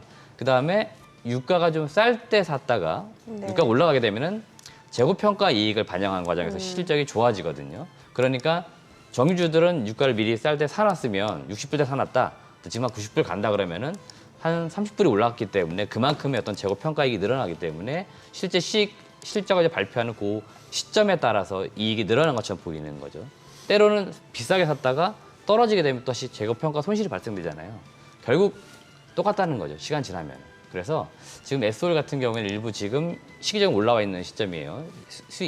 어떤 실적이나 이런 것들이. 그렇기 때문에 저기는 맞지만 흥구석유 같이 약간 스몰캡 기업들은 이익이 그렇게 실익이 많지 않기 때문에 실제로 주가가 올라간 만큼의 어떤 실적이 뒷받침되지는 않을 거다라고 보시면 될 것 같습니다. 2년 전에 러시아 우크라이나 전쟁 터졌을 때도 브렌트유가 130불 넘게 올라갔었는데 그러니까요. 그러다 보니까 지금도 유가 130불 그렇죠. 전망이 막 나오고 하지만 그때 사실 어떻게 보면 환율이 도와주기도 하고 금방 또 유가가 안정돼서 우리가 모르고 넘어갔죠. 그런데 지금 같이 이렇게 꾸역꾸역 유가 오르고 환율도 계속 이렇게 가면은 우리 이거 또 조만간에 이거 잘못하면 이거 휘발유 2,000원짜리 시대가 올지도 모르겠습니다. 이거 주식 몇 푼 벌려고 하다가 전부 차 그냥 집에다 두고 전철 타고 다녀야 되는 상황 오는 거 아닌지 몰라. 제가 지금 아직까지는 그 보고서를 뒤져보진 않았는데 네. 작년에도 우리 유가가 한 90불 가가지고 막 100불 조만간 넘어갈 거라 간다 전망 그랬었죠. 나왔는데 네. 그때도 결국에는 어떻게 됐냐면은 미국 쪽이나 이쪽에서 생산이 좀 많아졌죠. 그래서 다시 유가가 다시 이제 떨어진 모습이 나왔거든요. 그러니까 분명히 이제 공급 이슈이기 때문에 네. 어디서 공급이 약간 막힐 것 같다 그러면은 가격이 올라가면서 공급을 늘리는 쪽이 생깁니다. 또 셰일오일 쪽에서 또 네. 그리고 지금까지 몇 해 동안 보면은 미국 쪽 이런 쪽에서 분명히 늘렸어요. 네. 그렇기 때문에 다시 유가가 떨어졌다는 거죠. 그래서 지금 유가가 그 진짜 뭐 갈지 안 갈지 모르겠지만 저는 이 유가의 어떤 리스크 이게 예년만큼 강하지는 않을 거다 이렇게 저는 이제 보고 있어가지고 요 그만큼 뭐 공급 쪽이 많이 탄력적이다. 그렇죠. 그래서, 그래서 일단은 그렇게 보고 있기 네. 때문에 요번 달 말 봐서 또 가격하고 현황을 좀 보려고 체크를 좀 해보려고 합니다. 네. 자, 지금 시각 8시 54분 향해 갑니다. 오늘 양시장 호가 상황 좀 체크해 보도록 하겠습니다. 먼저 코스피 예상 체결 지수부터 확인해 보죠. 오늘 1% 가까이 하락 출발 예상되고요. 현재 호가로 봤을 때는 2,645포인트입니다. 25포인트가량 하락이 예상이 되고요. 코스닥도 0.9% 내림세가 예상됩니다. 지금 현재 예상 체결 지수는 844포인트입니다. 아무래도 뉴욕 증시에서 이제 10년물 국채 수익률이 급등했죠. 소매 판매 지표가 견조하게 나오면서 고금리 상태가 장기화될 거다라는 우려감 또 지금 채권 시장에도 많이 반영이 되고 있는 것 같고 그에 따라 투자 심리가 많이 위축되는 양상이고 오늘 국내 증시도 좀 그 영향은 어느 정도 예상이 되는 것 같습니다. 시가총액 상위 종목 예상 체결가 보겠습니다. 삼성전자 지금 미국에서 이제 반도체법에 의해서 한 9조 원 가량 8조 9천억 원 지원금을 받게 됩니다. 이게 역대 세 번째 규모라고 하는데 글쎄요 주가에는 일단 상승 모멘텀으로는 좀 인식이 되지 못하는 것 같아요. 지금 호가로 놓고 봤을 때는 0.4% 하락이 예상되고요. 예상 체결가는 81,800원. SK하이닉스가 2.7% 약세가 예상되고요. 예상 체결가 18만 3천 원이죠. LG에너지솔루션 0.9% 하락이 예상됩니다. 지금 호가는 36만 9,500원. 삼성바이오로직스가 0.8% 내림세 예상되고요. 예상 체결가 78만 6천 원. 삼성전자 우선주 약보합 출발 예상되고요. 현대차가 0.8% 하락이 예상됩니다. 호가는 23만 9,500원이고 기아가 0.7% 내림세가 예상됩니다. 예상 체결가 11만 3,800원. 셀트리온 0.9% 하락 예상되고요. 포스코홀딩스도 1% 약세가 예상됩니다. 지금 호가에서는 38만 6,500원. 네이버가 0.4% 하락 예상되고요. 예상 체결가 18만 1,900원으로 집계가 됩니다. 코스닥 시가총액 상위 종목 예상 체결가 보도록 하겠습니다. 에코프로비엠 오늘 2% 약세가 예상됩니다. 지금 호가에서는 22만 3천 원이고 HLB가 0.7% 떨어질 걸로 보이고요. 알테오젠 2% 하락 예상됩니다. 예상 체결가는 16만 7,500원. 엔캠 어제 많이 떨어졌었죠. 오늘 호가에서 일부 좀 반등이 예상이 됩니다. 다만 어제 낙폭에 비해서는 조금 제한적인 반등에 그칠 걸로 보여지는데요. 1.9% 상승 예상되고요. 호가는 32만 2,500원으로 집계가 됩니다. HPSP가 호가 흐름이 좋아 보이는데요. 5% 강세가 예상됩니다. 지금 예상 체결가 4만 5,950원. 이 가운데 리노공업은 1.7% 하락이 예상됩니다. 예상 체결가 27만 3천 원이고요. 셀트리온제약, 레인보로보틱스 1%대 하락 예상되고요. 이오테크닉스가 3.8% 약세가 예상되면서 예상 체결가는 25만 원으로 집계가 되고 있습니다. 자, 지금 뭐 아래 하단에 나오다시피 HPSP 같은 경우 개별적인 이슈가 있죠. 지금 이제 뭐 세주인 찾는다라는 결국에 인수에 대한 기대감 이 부분이 또 주가에 반영이 되는 것 같습니다. 지금 시각 8시 56분 지나갑니다. 일단 개장까지 3분가량 남았는데 글쎄 오늘 장도 쉽지가 않아 보이네요. 원래 4월달 장이 안 좋았나요? 과거 저 기억이 좀 가물가물해서 기억이 가물가물해서 작년 4월은 어땠는지 기억이 좀 가물가물하네요.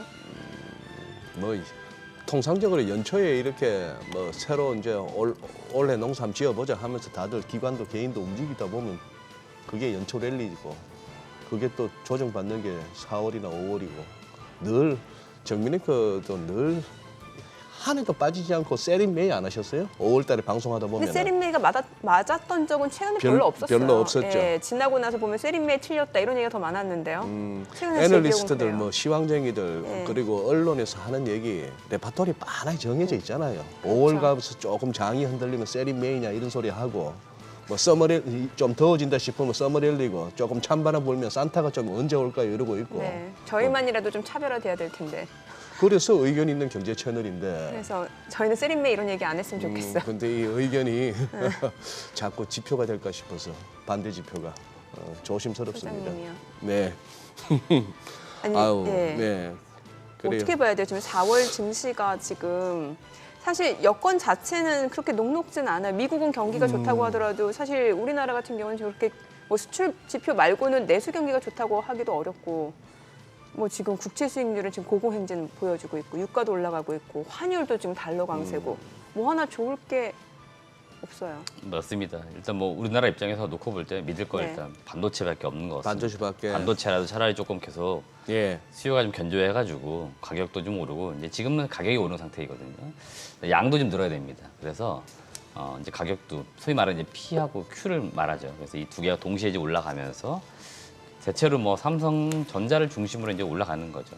그래서 삼성전자가 좀 지수를 받쳐주는 이제 그런 모습이 나오면 그래도 좀 안정된 흐름이 나오지 않을까라고 보는 건데 일단 뭐 대형주들 대체로 또 우리나라 증시는 이런 뭐 대외 변수들에 굉장히 취약합니다. 뭐 좀만 사건이 터져도 급격하게 빠지는 모습이 나오고 환율이 오르는 모습들 때문에 외국인들은 매도하고 뭐 나가는 그런 모습인데요. 일단은 지금 계속 앞서 말씀드렸지만 이 전쟁 이슈가 어떻게 될지 모르겠습니다. 네. 확정된 게 없기 때문에 그러니까요. 지금으로서는 사실은 전략을 짜는 게 중요한데 제가 전략을 지금처럼 짠다 그러면은 뭐 신규로 내가 매수하고 싶은 종목 있었으면 아직은 좀 기다릴 필요 있을 것 같아요.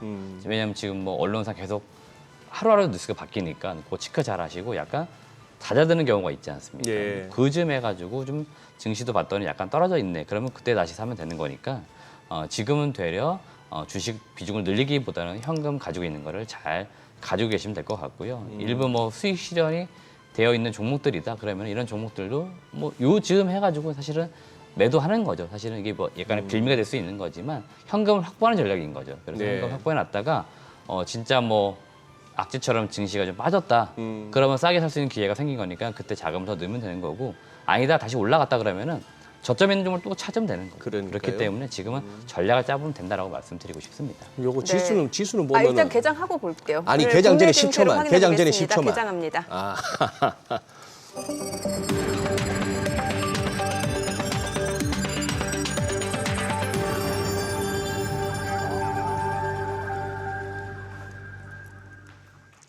네, 4월 16일 화요일 국내 증시 개장했습니다.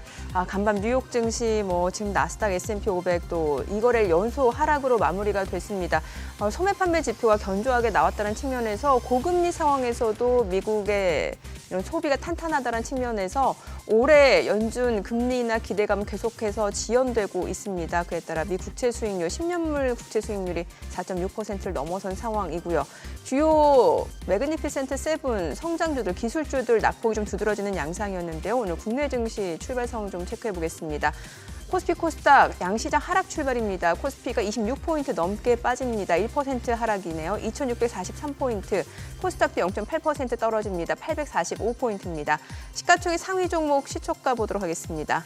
삼성전자가 지금 현재 1% 약세 81,200원에 거래되고 있습니다.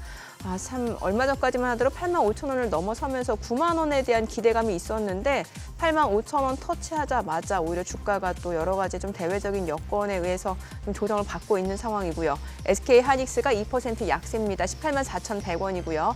LG에너지솔루션 1% 하락합니다. 36만 9천원. 삼성바이오로직스가 0.8% 떨어집니다. 78만 6천원이고요. 삼성전자 우선주가 1% 떨어집니다. 6만 7,100원이고요. 현대차가 1.4% 하락합니다. 23만 8천원.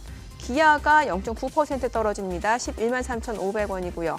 셀트리온, 포스코홀딩스가 1% 안팎으로 떨어집니다. 포스코홀딩스는 낙폭을 조금 줄여내네요. 0.5% 하락, 38만 8천원. 네이버가 0.8% 떨어집니다. 18만 1,200원으로 지금 현재 주가 잡히고 있는 상황이고 코스닥 시가총액 상위 종목 시초가도 보도록 하겠습니다. 에코프로비엠이 1% 약세 사흘 연속 내림세입니다. 22만 3,500원이고 HLB도 1% 떨어집니다. 9만 7,500원. 알테오젠 2.4% 하락이네요. 16만 7,500원. 엔캠은 오늘 3% 반등 보여줍니다. 32만 6천 원이고요. HPSP가 지금 5% 강세를 보여줍니다. M&A 시장에 매물로 나왔다는 측면에서 이런 상승 모멘텀으로 인식이 됩니다. 4만 6,200원. 리노공업은 1% 떨어집니다. 27만 6천 원. 셀트리온작이 1.8% 하락합니다. 9만 2,400원이고요. 레인보우 로보틱스가 1.4% 하락합니다. 17만 1,400원.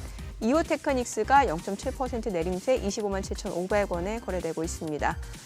오늘 시장에서 지금 강세를 보여주는 섹터나 종목이 있는지 좀 체크를 해보도록 할게요.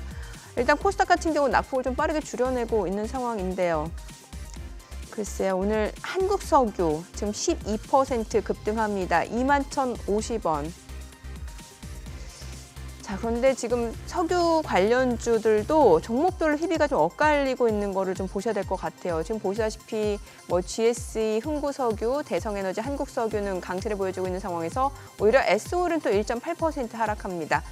철저하게 좀 테마주 또 순환매 차원에서 좀 접근을 하셔야 될 것 같고, 그리고 방산주들도 오늘 일부 종목이 강세를 보여줍니다. 방산주 내에서는 뭐 스페코, 빅텍 1%가량 상승을 보여주고 있고요. 하나 에어로스페이스가 2.8% 강세 21만 6천 원이고요. 방산주들도 좀 강세를 보여줍니다. 다만 상승폭은 그렇게 크지는 않은 걸로 확인이 되네요. 그 밖에 오늘 해운주 내에서는 지금 흥하해운이 강세입니다. 4% 강세 3,100원 선에서 거래되고 있고요. 대한해운도 1% 상승입니다. 다만 해운주 내에서도 뭐 지금 대한해운, 흥하해운을 제외하고는 오히려 또 뭐 페노션, HMM, KSS해운은 지금 내림세가 이어지고 있고 일부 종목들은 또 양봉으로 좀 전환이 됐습니다. 지금 시장에서 딱히 이렇다 할 주도주는 없는 상황이고요. 네, 전반적으로는 뭐 또 전선 관련주 내에서는 대원전선이 급등을 합니다. 지금 대원전선이 13% 급등을 보여주고 있는 상황이고요. 글쎄요, 그러니까 테마주 내에서도 종목별로는 희비가 엇갈리고 있는 것으로 좀 확인을 해보셔야 될 것 같습니다. 자, 지금 시각 9시 4분 지나갑니다. 수급 상황 좀 체크를 해보도록 하겠습니다. 오늘 유가증권 시장에서는 개인 투자자가 순매수 보여줍니다. 169억 원 순매수고요. 외국인과 기관 각각 126억 원, 77억 원 매도 우위고 코스닥에서는 개인과 외국인이 순매수 보여줍니다. 각각 17억 원, 지금 개인 매수로 전환이 됐어요. 17억 원 순매수, 외국인도 53억 원 순매수고요. 기관은 20억 원가량 매도 우위를 나타내고 있습니다. 지금 시각 9시 4분 지나갑니다. 환율 체크해 보도록 하겠습니다. 계속해서 달러 강세가 좀 이어지고 있는 상황인데 오늘 많이 올라가네요. 달러원 환율 5원 90전 상승한 1,389원 90전에 개장이 됐습니다. 이게 뭐 달러 옌도 154를 돌파한 상황이고 달러엔이 지금 154를 올랐었습니다. 예. 사카키바라가 얘기했던 155엔 가면은 BOJ가 움직일 것 같다. 뭐 부두 개입 얘기 나왔는데 아무 약발이 없는 것 같아요. 지금 뭐 9시 5분발 일본 재무상 환율 움직임에 필요한 조치 취할 준비돼 있어 하는데 거의 뭐 그래도 달러엔 환율 반응 안 하거든요. 입으로 얘기하지 마시고 돈으로 말하세요 이러네요 지금 시장에. 실제 한번 개입해 보세요. 예, 그렇죠. 달러 강세가 진짜 강하게 가네요. 니케이가 이제 엔 약세라고 니케이가 같이 가고 그러지 않네요. 니케이도 지금 개장주 많이 밀립니다. 생각보다는 2,640하고 840포인트 코스닥 각각 2,640과 840이 뭐 기술적으로 짚어지는 레벨이었는데 아직까지 거기까지는 안 찍고 네. 반등 시도가 나오는 그런 양상인데 이 와중에 이제 지금 말씀하신 대로 살펴주신 대로 어느 네. 업종 같은 또 업종 내에서도 가고 못 가고가 또 갈리고 해서 그 부분은 또 어려운 얘기 같아요. 그렇죠. 예. 아니 이런 시장에서는 어떤 전략이 좋은 거예요? 예를 들면 그러니까 현금을 갖고 계신 분들은 큰 걱정이 없으실 것 같은데 좀 이제 주식 비중을 꽉꽉 채우신 분들이 사실 걱정이거든요. 이거를 좀 어떻게 버텨야 되는 건지, 버티면 괜찮은 건지, 아니면은 뭐 손절이라도 하고 다시 들어가야 되는 건지.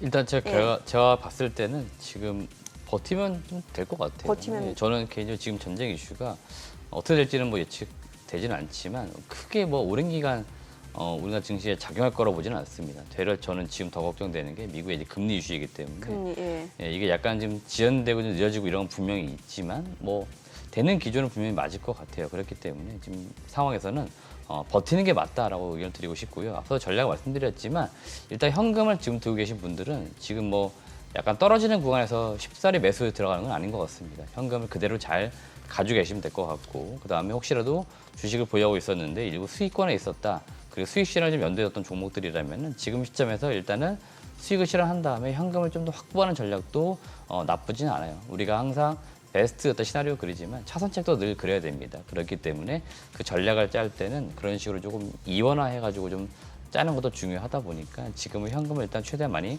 확보해 두시면 좋겠다라고 말씀드리겠고 평상시에 여러분들이 투자하실 때도 현금 비중을 좀 가지고 계시면 좋겠어요. 저도 보통 습관적으로 많이 드리려고 하는 게 현금 한 10%에서 30%까지는 갖고 있으려고 합니다. 그러니까 현금도 뭐 종목이다 이렇게 표현을 많이 하시는데 현금 들고 있다가 내가 예상치 않게 나오는 뭐 증시 악재 이럴 때 평소 사고 싶었던 종목 중에 가격이 떨어진 종목 그런 종목들을 이때 사는 거죠. 그래서 저는 그럴 때 써야 될 자금이 필요하기 때문에 현금을 늘 좀 보유하는 전략도 늘 항상 좀 갖추는 습관을 들이자라고 의견을 드리고 싶습니다.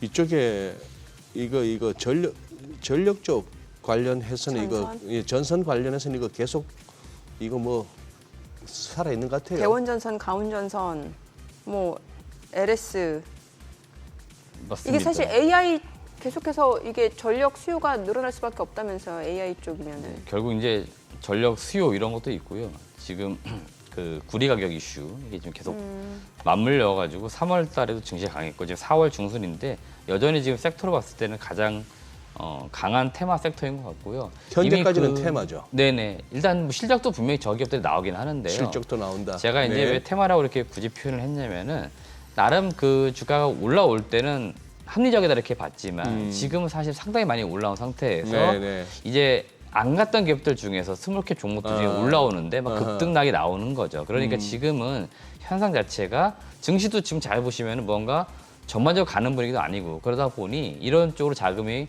쏠리는 현상이 나타나고 있는 겁니다. 그렇기 때문에 오늘 좀 뭔가 강한 섹터가 어디야? 근데 이쪽이야 그러면 자금이 더 쏠리는 거죠. 여기서 뭔가 오늘 하루 승부를 보려는 자금들이 계속 들어오는 거기 때문에 제가 지금 테마가 좀 더 강하게 작용하고 있다 말씀드리는 거고요. 저 전력이라든지 전력 설비 이쪽은 지금 전체적으로 산업 자체가 굉장히 초호황인 건 맞습니다. 산업적으로는. 그렇기 때문에 이 산업이 좋고 그래서 기업들 실적이 좋고 근데 주가가 먼저 지금 많이 가 있기 때문에 이 괴리의 어떤 차이를 여러분들이 꼭 따져가시면서 좀 보셔라라고 말씀드리고 싶습니다. 네. 일진전기가 많이 힘이 붙이는 모습이네요. 주가가 보니까 곧 뭐 그런 상황이고. 어디 다녀오셨어요? 기업 탐방 다녀오셨잖아요. 네, 제가 다녀온 기업은 이제 SFA 반도체라는 기업이고 SFA. 충남 천안에 있는 기업입니다. 네. 그래서 우리가 익히 반도체 후공정 업체라고 많이 부르잖아요. 예. 네네. 패키징 또는 테스트 이제라고 많이 부르는 이런 사업들을 하는 기업이라고 보시면 되겠고 동사는 일단은 메모리 쪽 반도체, 비메모리 반도체 두 개의 군은 다 하고 있고 그다음 패키징도 하고 테스트 하고 있는 그래서 동사가 표현하기로는 토탈 솔루션 사업자다 이렇게 표현하고 있습니다. 그래서 대표적인 국내 오사트 업체라고 보시면 되겠고 고객사는 좀 많긴 한데 매출 비중을 놓고 보았을 때 삼성전자가 대략 평균적으로 한 80%예요. 그러다 보니까 일단 삼성전자가 주요 고객사인 거고 SK하이닉스나 마이크론 이런 기업들도 계속적으로 거래를 하고 있고요. 일부 이제 패니스 업체들이죠. 분석 업체들도 많이 거래를 하고 있는 업체라고 보시면 되겠고요. 일단 올해 가장 기대가 되고 있는 것들은 한국에 1공장이 있는데 이쪽에서는 그 모바일 관련된 메모리 반도체를 생산을 하는데 하반기부터 해서 그 마이크론 이제 대응하기 위한 물량이 늘어날 거다 이렇게 지금 이야기를 하고 있습니다. 그래서 하반기에 마이크론 향 수주가 좀 나오지 않을까라고 보는 거니까 이런 쪽에서 기대치가 있다라고 보시면 되겠고요. 지금 필리핀 공장 같은 경우에는 이쪽에서는 주로 DDR4, DDR5 물량을 많이 생산을 했었는데 지금 그 비중을 놓고 보았을 때 DDR4보다는 DDR5 물량이 점점 늘고 있다고 하고요. 실제로 23년도 4분기부터 해서 삼성전자가 물량을 일부 좀 줬다라고 합니다.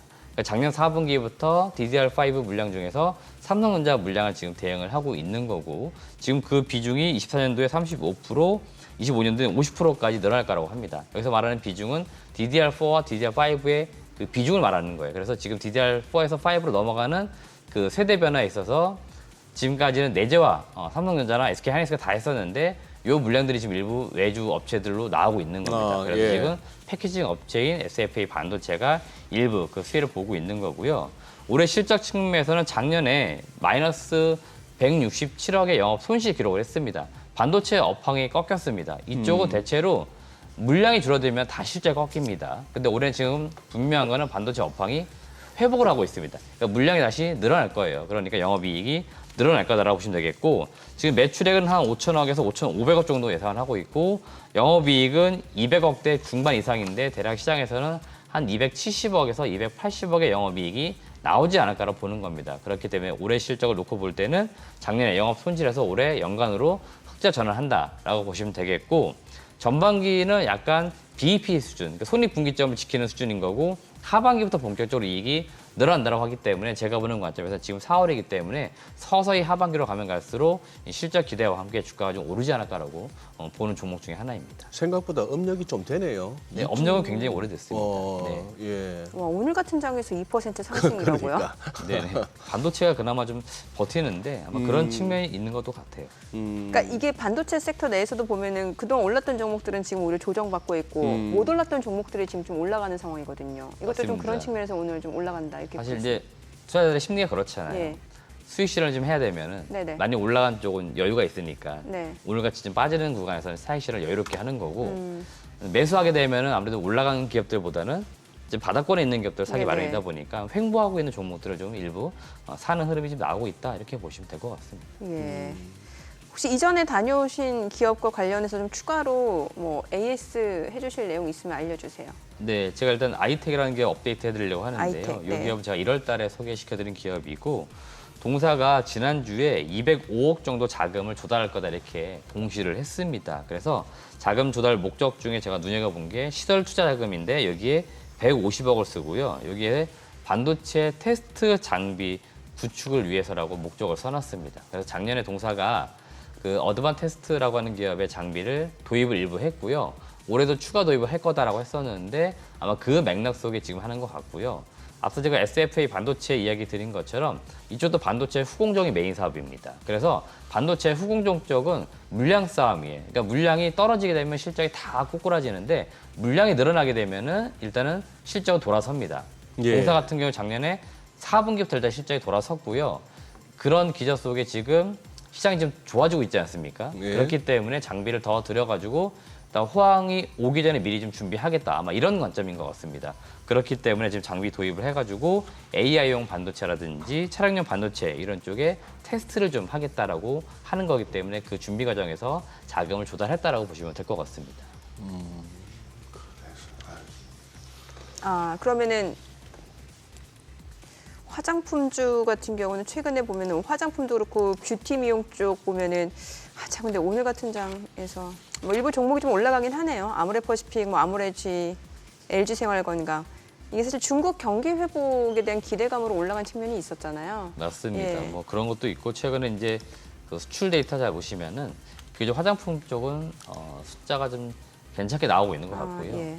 일단 결론부터 말씀을 드려보면 화장품 업종은 우선순위를 두실 때 보통 ODM 업체라 많이 부르잖아요. 네네. ODM, OEM, 그러니까 화장품을 대신 만들어주는 이런 업체들 보시는 거고 대표적인 종목이 코스맥스, 한국콜마, 그다음에 스몰캡 가시면 코스메카 코리아 이런 기업들이 있습니다. 이런 기업들이 일단은 실적에서 가장 좋을 것 같고요. 코스맥스 같은 경우에는 1분기 지금 영업이익이 367억 나온다라고 하는데 예상치를 좀 더 상회할 거라는 전망들이 나오고 있고요.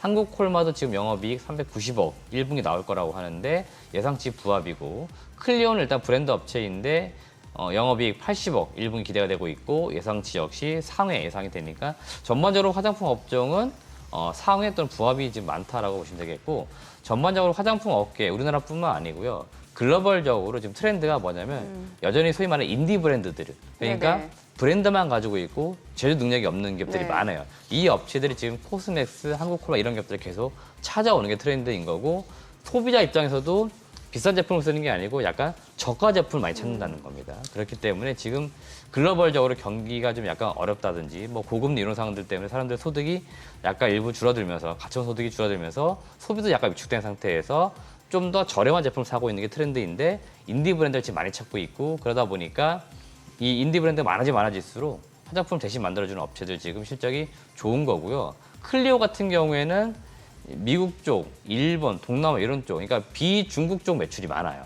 그다음에 오프라인 매장이 없다 보니까 그런 비용들이 좀 적게 들어가다 보니까 매출도 잘 나오는데 이익률도 상당히 사실 좋다. 그런 측면에서 지금 화장품 전반적으로 업황 자체는 약간 좋아지고 있고 그중에서도 종목군을 봤을 때는 이런 종목들이 좋다 말씀드리는 거고 그다음에 화장품 중에 대형주들은 여전히 힘듭니다. 네. LG 생활건강, 아모레퍼시픽은 회복은 조금씩 된다라고는 하지만 여전히 상대적으로 봤을 때는 좀 힘들어요. 그러니까 좋은 게 아니라는 거죠. 그렇기 때문에 화장품 섹터는 좀 구분 지으셔서 보시자고 말씀드리고 싶습니다.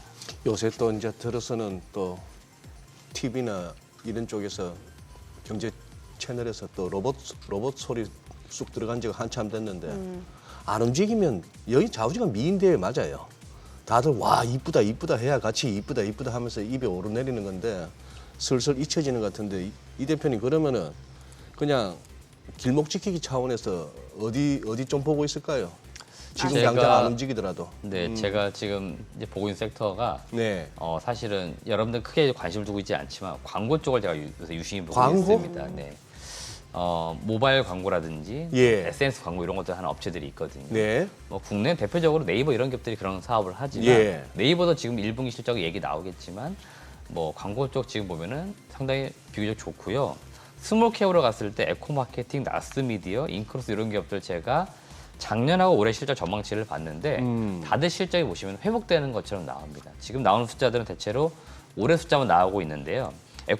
에코마케팅은 작년에도 업황이 안 좋다라고 하는데 영업이익 550억 거뒀고 올해 600억대 지금 영업이익 나온다라고 하고 있고요. 매출 대비 잘 버네요. 순이익이 좋네요. 네네네.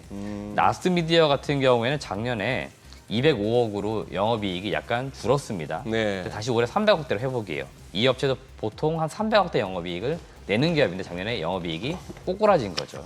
인크로스 작년에 126억으로 영업이익이 줄었다가 올해 160억으로 회복을 합니다. 그러니까 광고 업종 잘 보시면 작년에 대체로 광고주들이 경기가 안 좋고 물건들이 안 팔리니까 광고를 덜 했거든요. 그러니까 당연히 매출 이익이 줄었는데 올해는 다시 뭔가 좀 경기도 약간 회복되는 것 같고 금리 내릴 것 같은 분위기도 있었고요.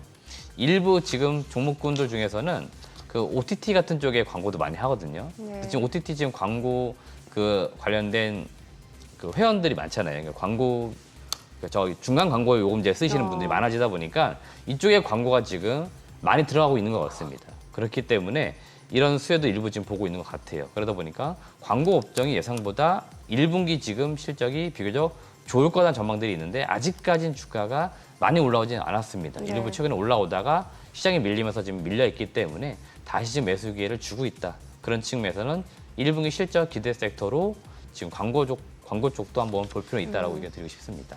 알겠습니다. 오늘 내용 잘 들었습니다. 고맙습니다. 네, 고맙습니다. 네, 오늘 들으신 기업과 관련해서 더 다양한 주식 종목 원하시는 분들은요. 카카오톡 채널에서 크존 검색하셔서 친구 추가하시거나 크존 앱 다운로드 받으시면 다양한 주식 정보 확인해 보실 수 있습니다. 자, 그렇다면 최근에 또 외국인들 어떤 리포트들 관심 있게 보는지 외국인 관심 리포트 살펴보겠습니다.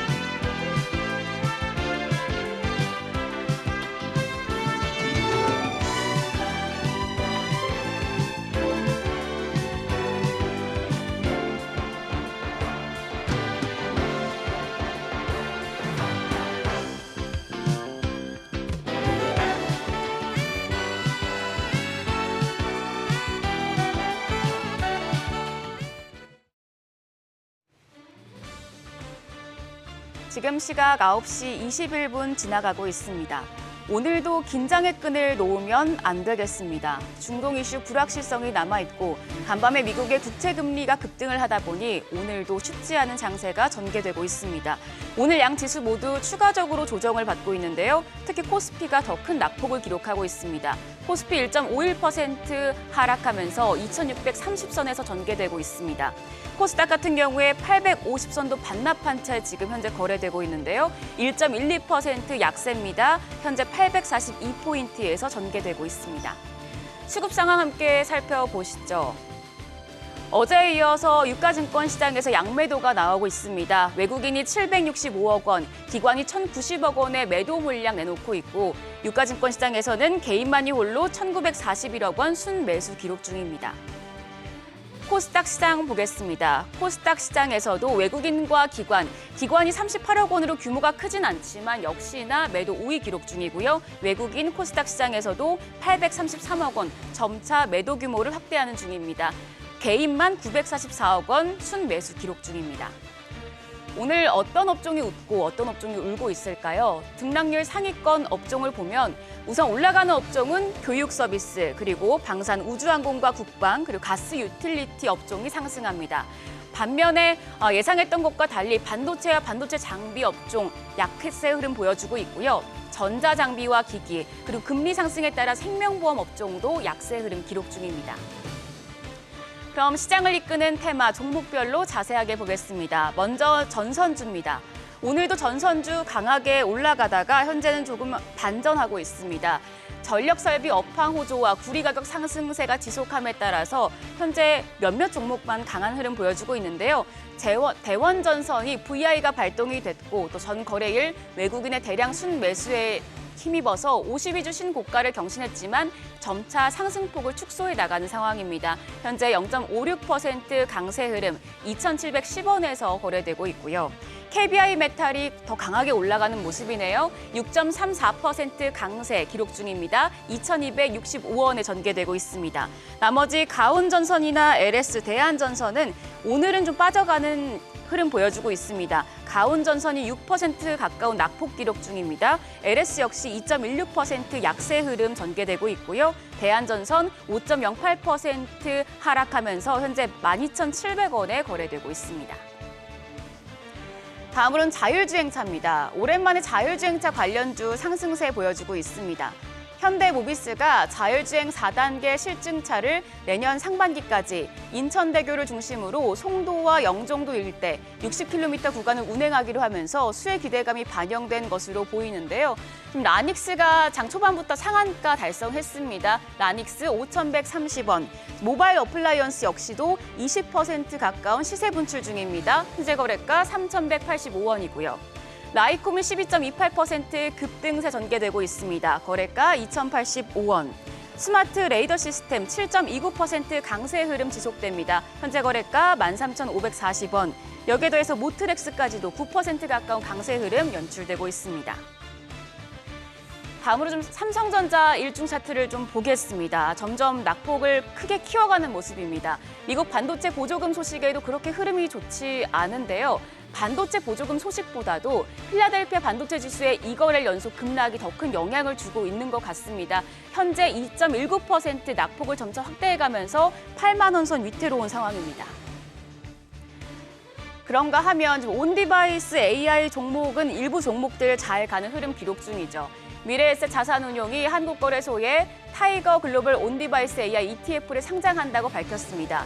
그만큼 온디바이스 AI가 주목받고 있다는 건데 이 와중에 종목 중에서는 일단 HPSP, M&A, 인수합병 시장에 매물로 나온다는 소식이 어제 저녁에 있었습니다.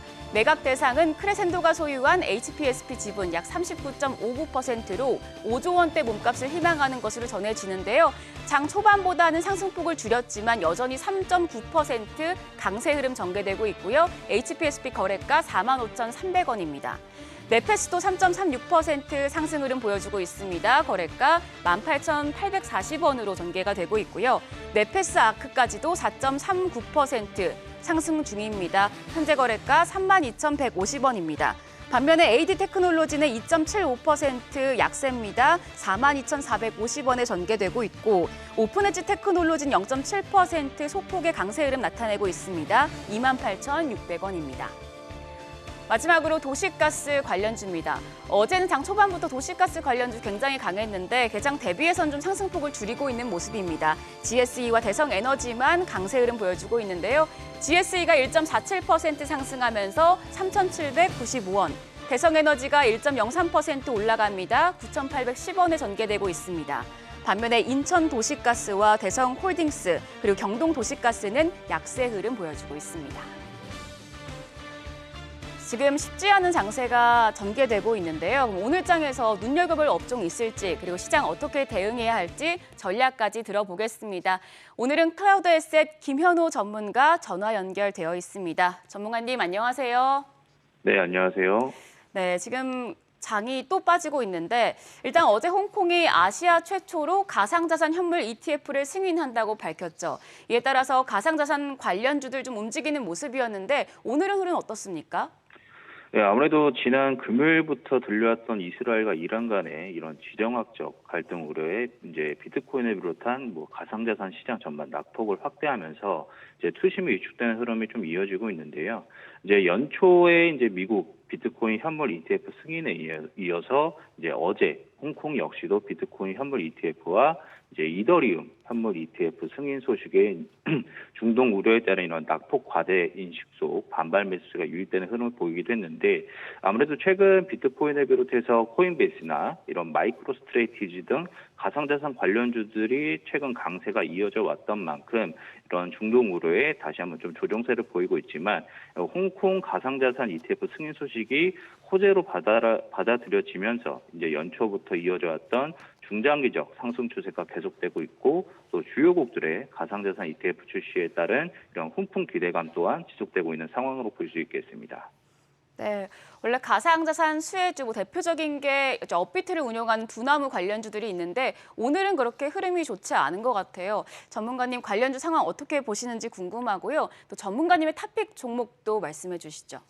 네, 주요국들의 잇따른 가상자산 ETF 승인 소식과 더불어서 이제 비트코인 반감기 일정도 얼마 이제 앞두고 있는데 그런 부분이 기대감으로 유입되고 있는 만큼 가상자산 거래 대금의 증가는 결국 가상자산 거래소 영업이익으로 연결될 수 있는 부분이기 때문에 앞으로 이런 두나무의 가치 상승 기대감이 지난해 4분기부터 관련주들로 유입되는 양상은 좀 지속되고 있다고 볼 수 있겠습니다.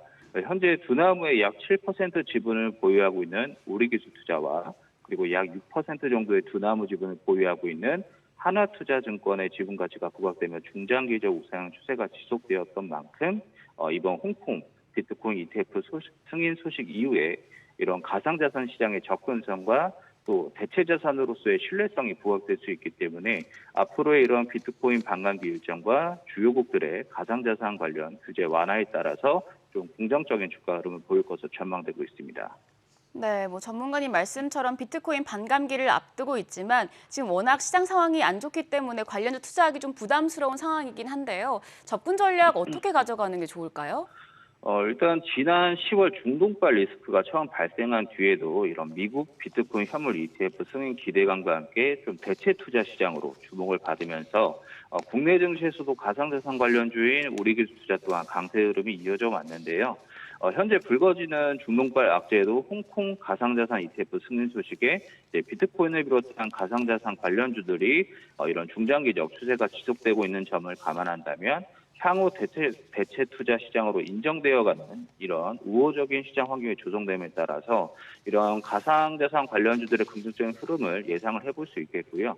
이런 단기 추세적 관점에서는 우리기술투자 주가 추이를 살펴봤을 때 지난 3월 12,380원 선까지 신고가를 경신한 뒤에 현재까지 좀 조정세가 이어지면서 현재는 대략 61선 기준인 8,000원 선에서 지지선을 형성하면서 좀 눌림목 반등 흐름을 시도하는 흐름이 나오고 있는 상황인데요.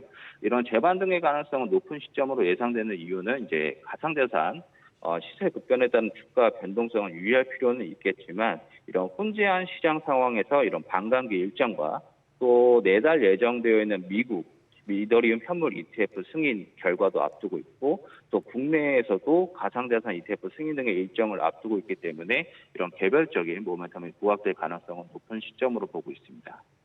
네, 알겠습니다. 전문가님, 오늘도 시장이 안 좋은데 오늘장 대응 전략 어떻게 잡아가면 좋을까요?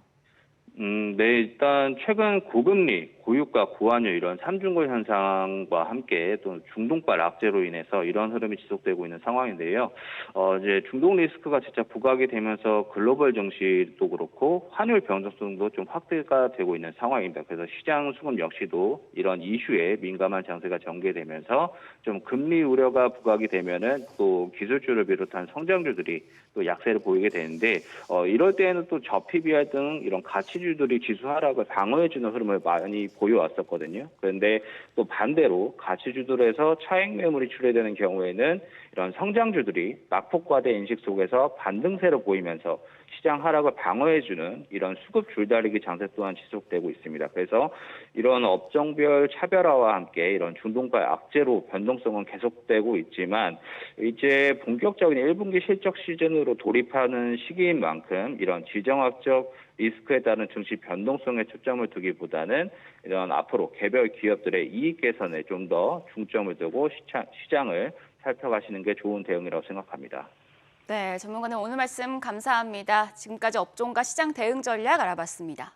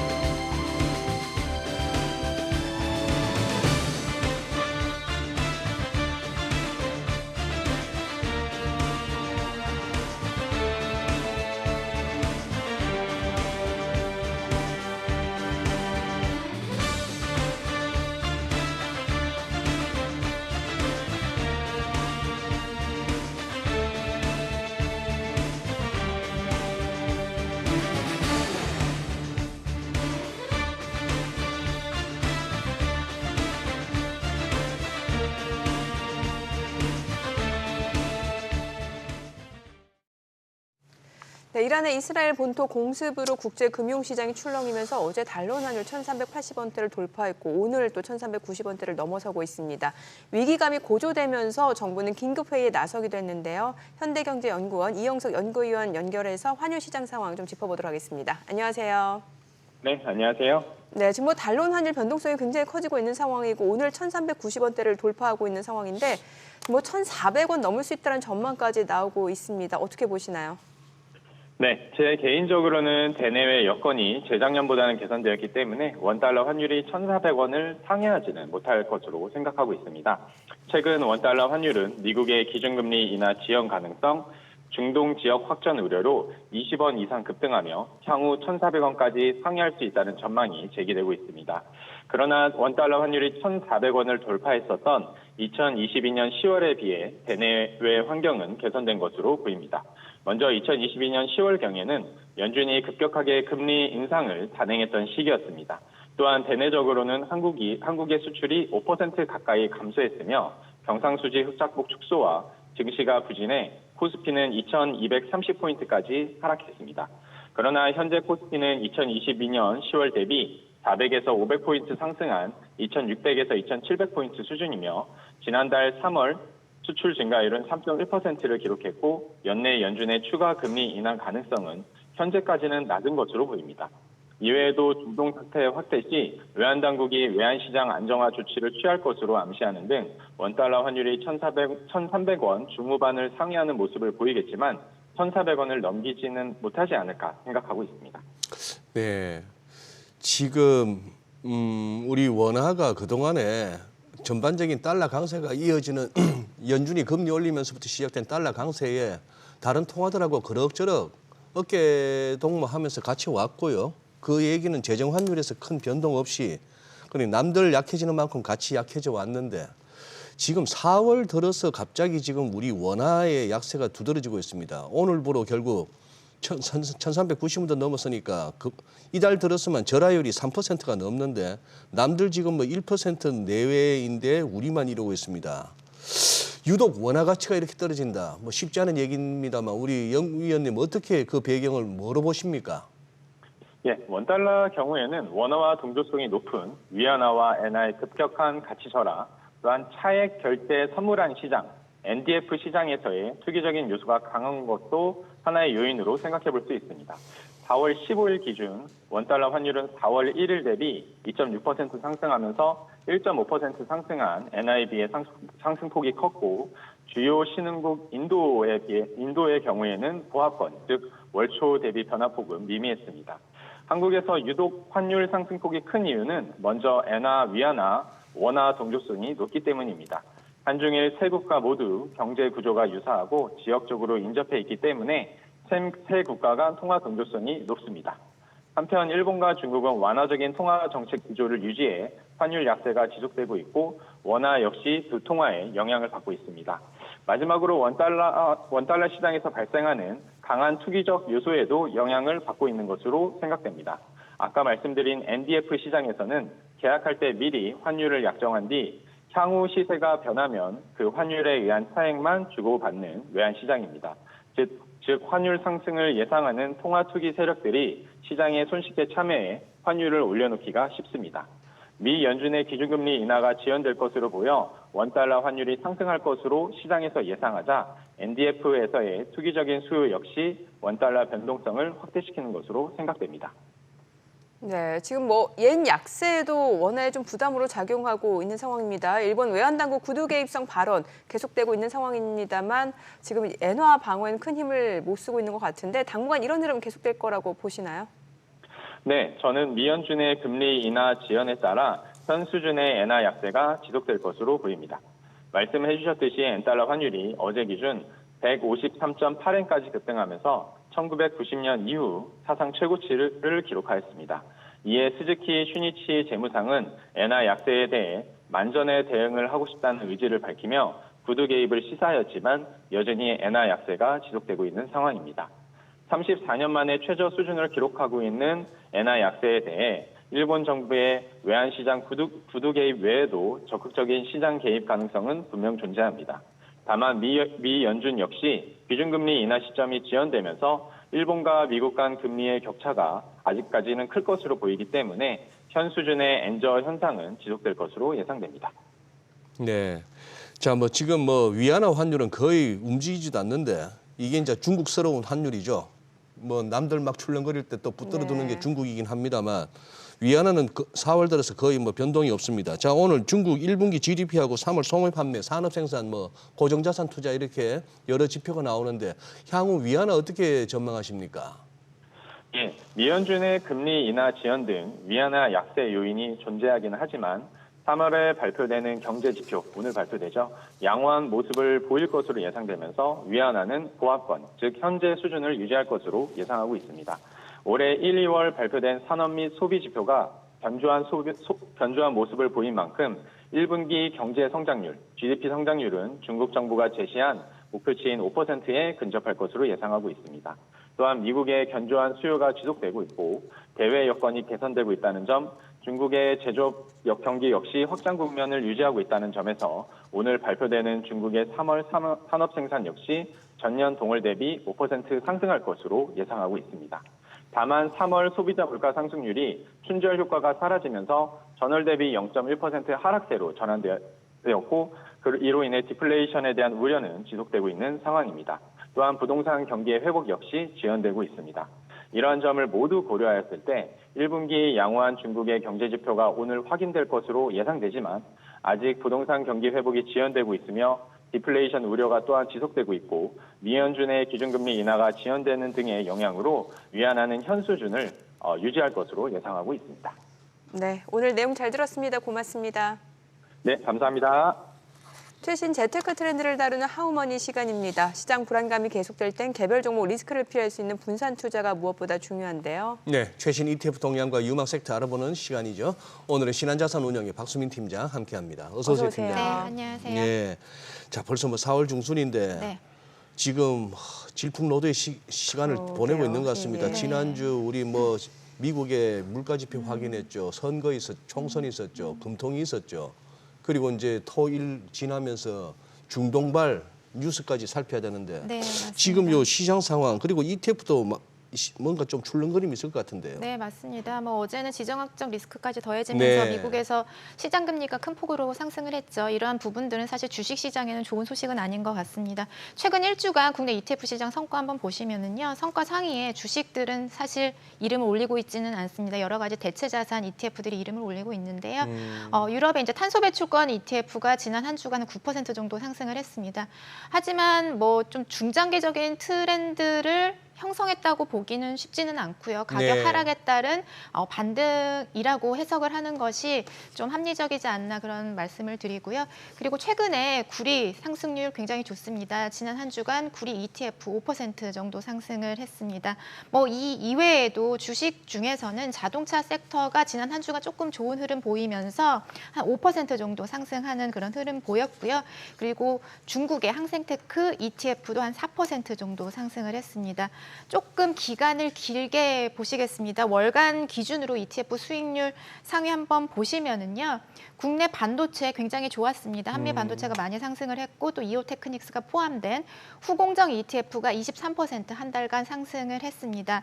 뭐 이 이외에도 최근에 AI 수요라든지 여러 가지 서비스 확대에 따른 전력 수요 확대 이런 기대감이 신재생 에너지라든지 뭐 원자력 ETF라든지 이런 쪽의 상승률을 조금 북돋았다라고 말씀드릴 수 있을 것 같고요.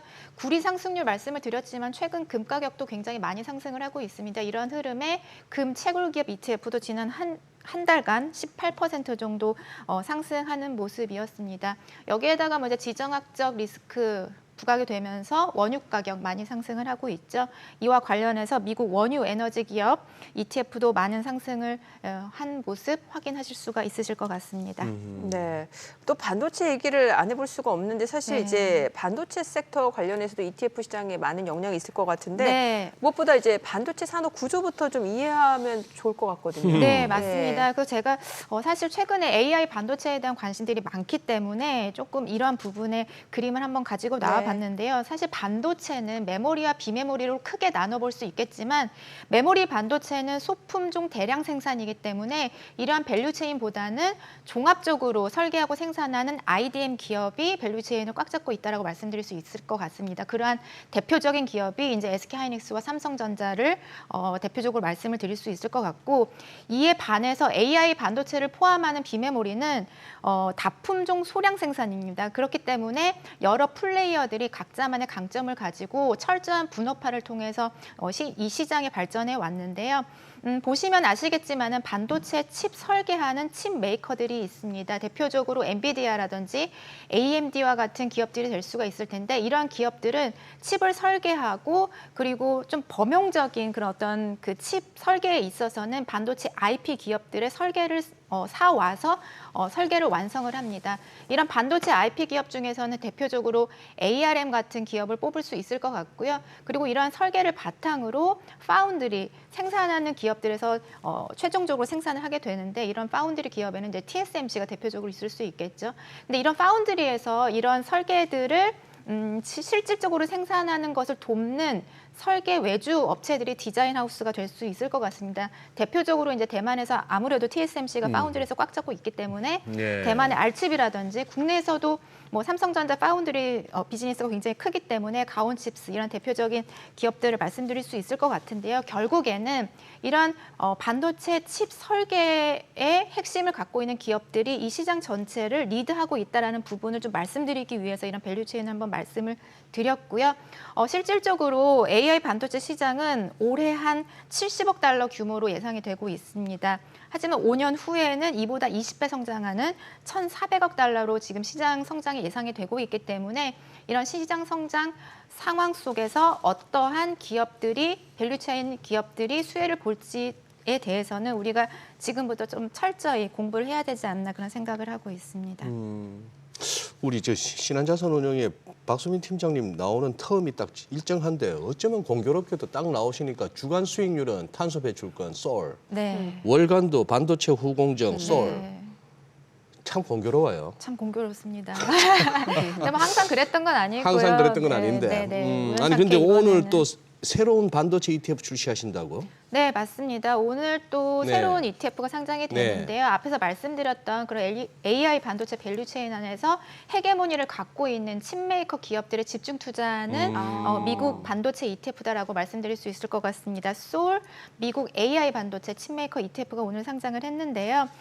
지금 비메모리 반도체 시장에서 국가별 점유율을 한번 보시면은 네. 미국에는 55% 차지를 하고 있습니다. 왜 이렇게 미국이 비메모리 시장에서 AI 반도체를 포함하는 비메모리 반도체 시장에서 높은 점유율을 갖고 있느냐라고 생각을 해봤을 때는 실질적으로 설계의 원천 기술을 갖고 있는 칩메이커 기업들을 보유를 하고 있기 때문입니다.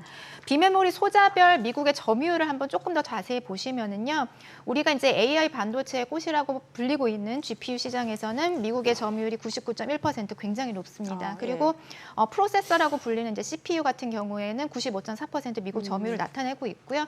최근에 이제 모바일 쪽에서도 굉장히 많은 AI 서비스들이 제공이 되고 있는데 이런 모바일 AP 시장에서도 65.4% 미국의 점유율을 나타내고 있습니다. 그렇기 때문에 우리가 이제 AI 반도체 시장에서 메모리 쪽에서는 HBM이 각광을 받으면서 우리나라 반도체 기업들이 굉장히 각광을 많이 받았는데 결국에는 이제 추론하고 학습하는 이런 AI 반도체 시장에서는 미국에 집중된 포트폴리오가 굉장히 효율적으로 작용할 수 있기 때문에 지금 오늘 상장한 솔 미국 AI 반도체 칩 메이커 안에는 뭐 엔비디아라든지 AMD라든지 그리고 퀄컴이라든지 브로드컴 이렇게 네. 칩을 설계를 갖고 있는 오너십을 갖고 있는 기업들에 집중 투자하는 전략이다라고 설명드릴 수 있겠습니다. 지금 오늘 상장된 이 칩메이커 ETF 네. 구성 종목 지금 간단하게 언급을 주셨는데 좀 비중까지도 알려주세요.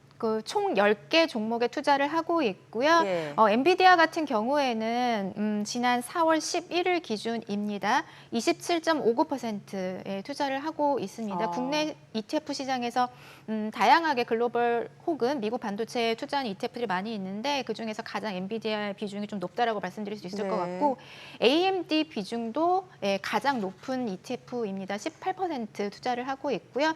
그리고 이제 브로드컴이라든지 최근에 이제 모바일 AP 쪽에서 각광을 받고 있는 퀄컴 그리고 미국의 반도체에 가장 많은 보조금을 받고 있는 인텔도 한 13% 정도 투자를 하고 있습니다.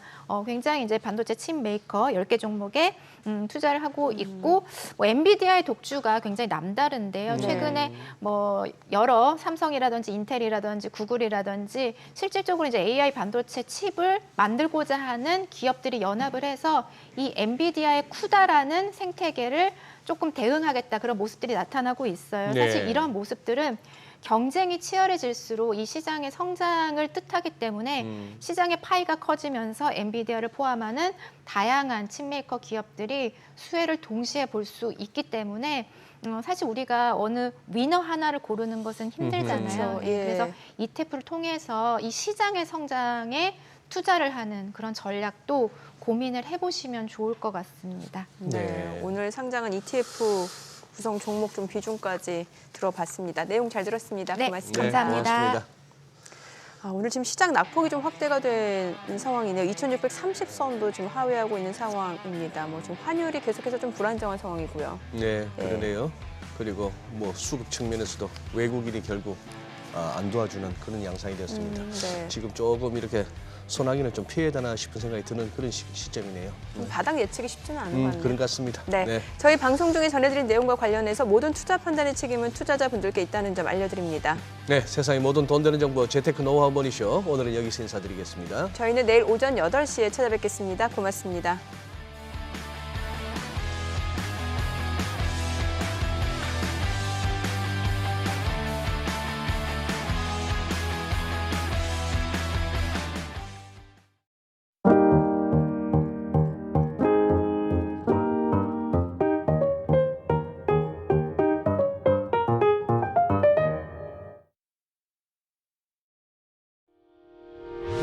의견 있는 경제 채널 SBS 비즈